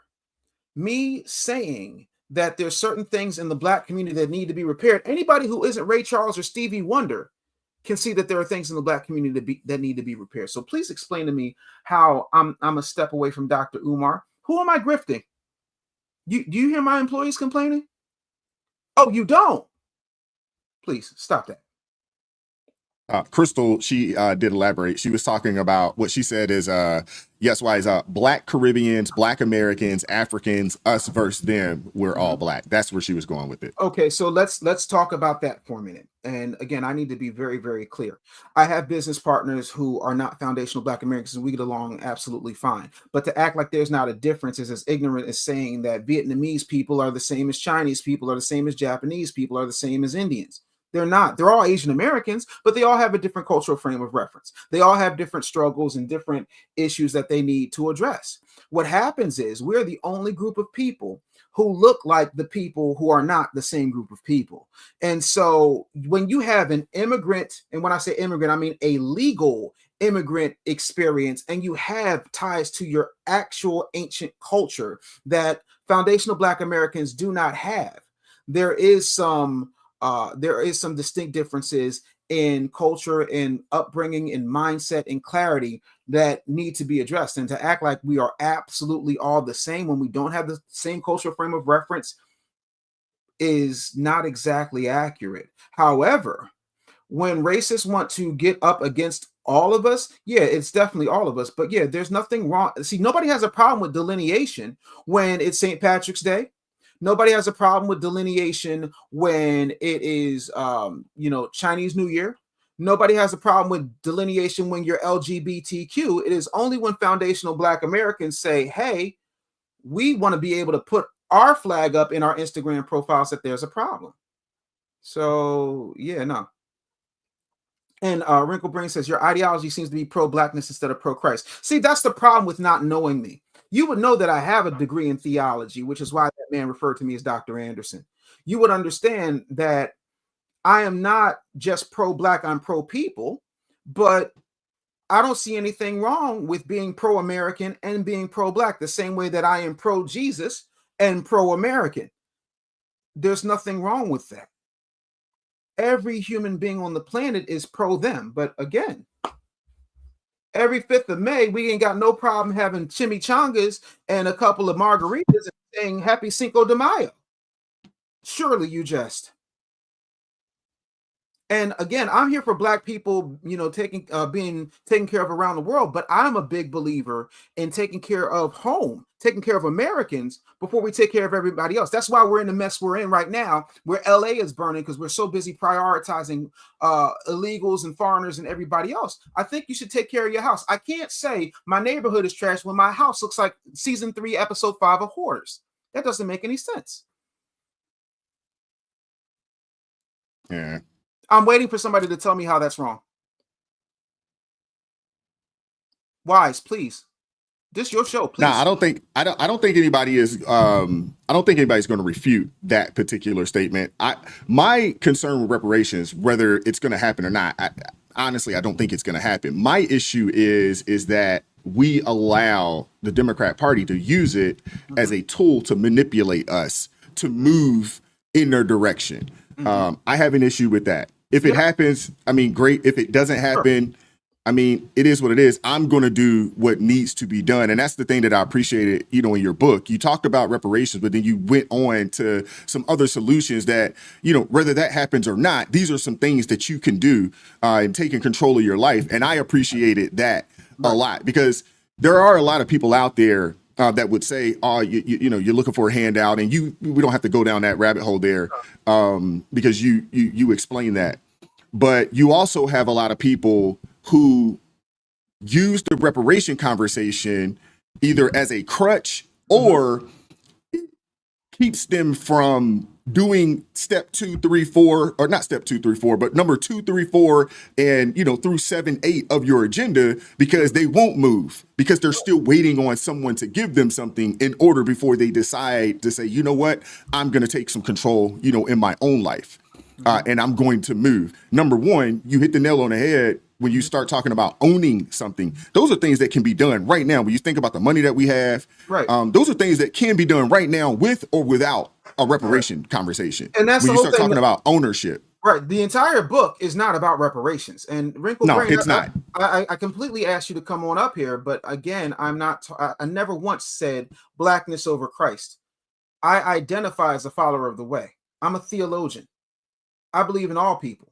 I believe that everybody needs to do what Jesus said to do, which is go out and make disciples of the world. Having said that, Jesus also said, I think you need to address the plank in your eye before you worry about the speck in mine. So I'm addressing the plank that's in the Black community, which starts with us. Again, with or without reparations, there's plenty of things that can be done right now. But yeah, I've always been and you're absolutely right. When you start talking about ownership, and I think the big thing that you spoke on, and it was a whole chapter kind of around family and how important the family is, and getting that back in order, within, and honestly, that's not even really a Black thing. It is an American thing, because this feminism, it's really attacked the full social fabric of America. But if we can get back to family, if we can get back to, men, women getting together, raising their children together, you can create wealth in that manner. And the reality of it is that when we see Black couples, white couples, Hispanic couples, Asian couples, it doesn't matter, married, the wealth, the household income disparity it's minimal, and those are the wealthiest people. It's the wealthiest demographic in the country. When you look at that, so that in itself could change the trajectory. If we could get our numbers right now, I think Black women are like 26% married, Black men are 34% married in this country. If we could get those numbers just to 50%, imagine what that would do for Black household incomes. It would go from 40,000 probably up to, what would you say, maybe 70, 80? Easily. If we could just get into that 50 percentile category of married couples. Right. So when you look at it like this, right? And again, I'm a big believer in numbers, right? So when we look at it, when we talk about Black married couples, according to the data we have from 2019, the median income for Black married couples is $131,000 per annum, while Black singles in the same period, their median income is $29,000, right? And again, 53% of white adults are married, 58 to 63% of Asian adults are married, 48% of Hispanic adults are married. But Black Americans now have the lowest marriage rate and consistently higher never married percentages. Period, point blank. So if Black married couples hold roughly 4 to 5 times more net worth than their single counterparts, right? White married versus white singles is 750,000 versus 300,000, which is 2.5 times. Race still dictates wealth potentials. Even married Black households, median wealth is lower than unmarried white households, but it would still make a huge difference, right? Marriage is an economic game changer. It systemically increases net worth across all races, because it's not one person working, it's a team working together.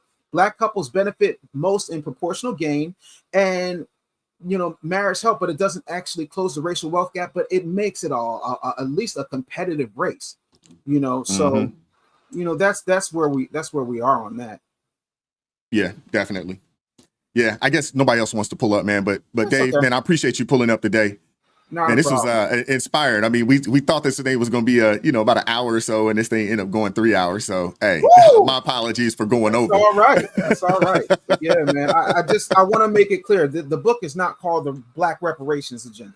It's called the Real Black Agenda: Exposing the Myths, Igniting the Revolution. Because there's a lot of things that we're not doing that needs to happen in order for us to make things happen, right? And again, this is not about reparations. It is about repairing and restoring our community, whether the government does it or not.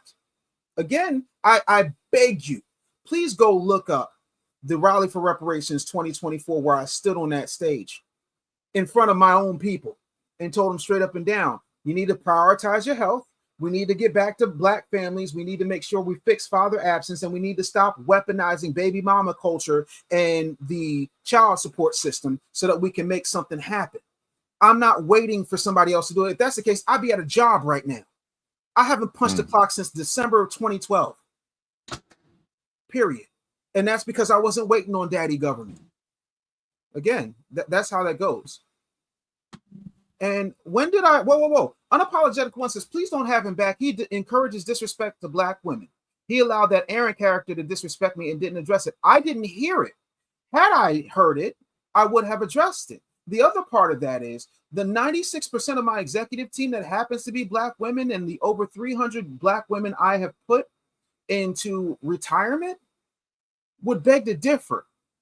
I love Black women. Black women are why I'm in the position I'm in. Without my wife, without my mother's sacrifice, there would be no business bullies. So again, I don't at any way, shape, or form believe in disrespecting Black women. Period, point blank. So I'm sorry you took it that way. Laughed about what? What are you talking about? Laughed about what? Because I think we did, he said something out of pocket. We did catch him. You know what I'm saying? It's like, let's not go there. Let's not go there. That's not productive. Yeah, let's not go there. It's not productive at all. I'm laughing at how ridiculous something is. And that's why sometimes you need to understand what somebody said versus what they actually meant. I in no way, shape, or form endorsed that. I immediately checked him on that. I laughed because it was ridiculous. I don't think you need to do that. And then I doubled down and said, I don't think you need to talk about anybody's looks or anything other than the absolute facts. Or maybe you missed that part. But because you're mad at him, you want to be mad at me. Now, if Wise decides not to have me back, that's his business. It's his process. And all the other part of that is this is Wise's platform. So of course he's going to check him before I do. And the other part of that is I didn't allow anybody to disrespect you. I don't believe in that. But this thing about, I hate Black women, stop. That's absolutely ridiculous. Like, you have no basis in fact. Right now, you're coming from a very emotional place that has absolutely nothing to do with me. I heard what he said about Jason Whitlock, and then I remember him saying something about you. So, again, I wasn't paying attention to that. I'm thinking constantly about the points I'm trying to make and addressing the major points he made, and I did chin check him on that. So, again, I love Black women. Apologize if you felt somehow marginalized, but that's not that. And no matter what, I refuse to let you try to punish me for something somebody else did because you didn't like how I responded to it. I don't like how people respond to things all the time. But again, that's life. And that's the thing. A lot of us don't have enough tough skin because somebody says something that offends our delicate sensibilities and we're ready to throw the baby out with the bathwater. Yet another reason why we're at this point. So again, if you were perfectly fine, you wouldn't keep making the point. Because that was we're good. Minutes ago. But I do appreciate you pulling up, Dave. Thank you very much, man. We'll have you back. Agenda. Hope you get I'll give you the last word. Hey, I want you to plug the book. Also, your link itself. I know it's link.me. It's the Business Bully, right? Is that accurate? Yeah, absolutely. If you go to my Instagram bio, you can definitely get everything there. It's very simple, and definitely. that's the thing that I don't. That I just don't believe in. Again, it's always something. Black people always worrying about somebody's tone or how somebody didn't rescue them the way that they wanted to be rescued. To me, that has no basis in content. I can look at somebody I don't agree with and still agree with facts. So again, I really think that, that sister is triggered and I feel so bad for her that she feels that way. But this is what I will say. Whether you like me or not, whether you appreciate what I say or not, what I do or not, the book is solid. The book is based in facts. And the truth of the matter is, what I did say that if I were you, I would argue about is when you came up, you said, I feel like we don't need reparations right now. And my whole thing is the book is not about reparations. It's about repair of our communities. And if we take the slavery argument off the table and just deal with what happened from 1960 on, we can definitely make something happen. So again, and honestly, as someone that has, had a chance to go through the book, and listen to it myself, a lot of it was self-repair. A lot of it was, these are the things that we need to do. And that's why I said earlier, regardless of who you are, how much melanin you have, high amounts or light amounts, you would get something out of this book, regardless of who you are, because I know the reparations conversation, it gets people, up in their arms from both sides. I get it. Certainly. I get it. But both sides. But the book itself, it's not I don't even know if you have it. You don't have a full there's not even a full dedicated chapter to reparations. I don't think, am I accurate on that? Yeah, no, it's not a chapter dedicated to reparations. That's what I thought. That's not my focus. That wasn't the focus. No. So check the book out. Again, Dave, appreciate you pulling up, man. Thank you very much. We will definitely have you back on the channel. I want to get you on, some of the panel conversations that we have out there. I think you'd be a value add, to that for sure. I definitely appreciate it. I'll give you the last word, and then we'll get ready to shut things down. Yeah. The thing that I need people to understand is we've got to be able to take care of ourselves. There is one of the things that I absolutely love when I go on an airplane. The flight attendant, no matter how many times I have been on a plane or in a car, I know how to use a seatbelt. But the thing that I always found very interesting is that they say in the event of a loss of cabin pressure, masks will descend from the ceiling. And the first thing you need to do is make sure you affix your mask before you affix anybody else's. Even though it doesn't look like it is filling up, oxygen will be flowing freely through that mask. A lot of times we want to put the mask on everybody else and go from there. So I am really at a place in my life, and maybe it's because I've seen a lot of things. I know what it is to have money. I know what it is to be broke. I know what it is when people are being blatantly racist, and I know sometimes there are times when people are just holding you accountable. I know what it is to be triggered and not be empowered, and I know what it is to find yourself in a place where you feel like everybody's trying to victimize you. And my whole thing is, what you going to do about it? This is my love letter to anyone that wants to achieve something greater than what they've been told. And my whole thing is, please get yourself where you understand that there are people who are not American citizens who are making demands and asking for repair and saying that they want to stay here while flying Mexican flags and car bombing people. We got to start taking care of ourselves and prioritizing what's important. That's our health. That's our wealth creation. That is our wealth retention. And that is our priorities. Once we do that, we'll have a thriving, more balanced America. Absolutely. Period. Thank you, Dave, man. Appreciate you pulling up, man. Thank you so much, man. Good to see you, Wise. See you soon. Yes, sir. Take care, brother. All right, man. I appreciate y'all guys hanging in there. Another long stream. Shout out to Dave Anderson, man. Appreciate him pulling up, man. Go check out his book. Link is in the description box below. There's a multitude of ways to check him out. Please, I want to make sure I didn't miss anybody here. Shout out to Crystal Beyond Labels with the $2 super chat. She says, and that's why we need Jesus. And that was in just speaking about the need of Christ amongst the Black community. And honestly, we could say that, just about the country in a whole. We definitely need to get back to the word of God. We definitely need to do that.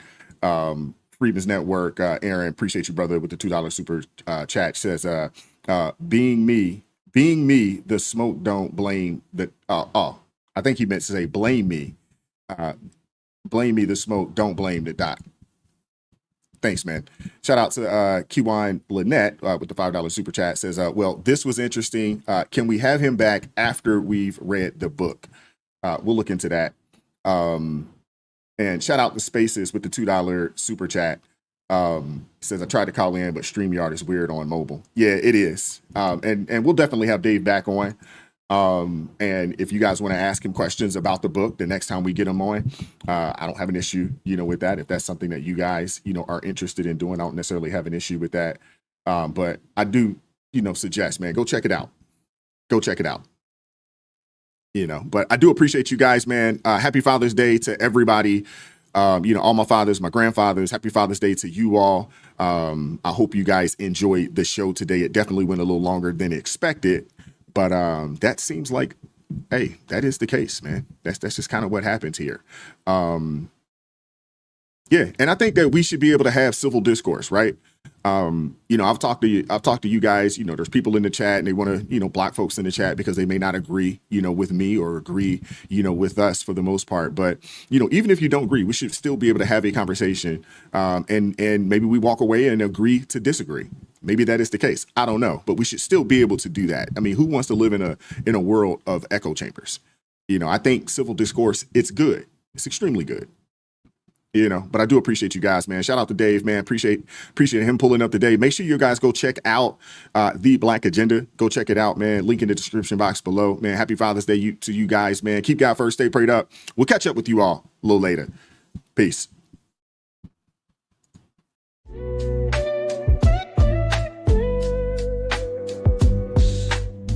Vibes so raw, can't hide the truth. Words so sharp.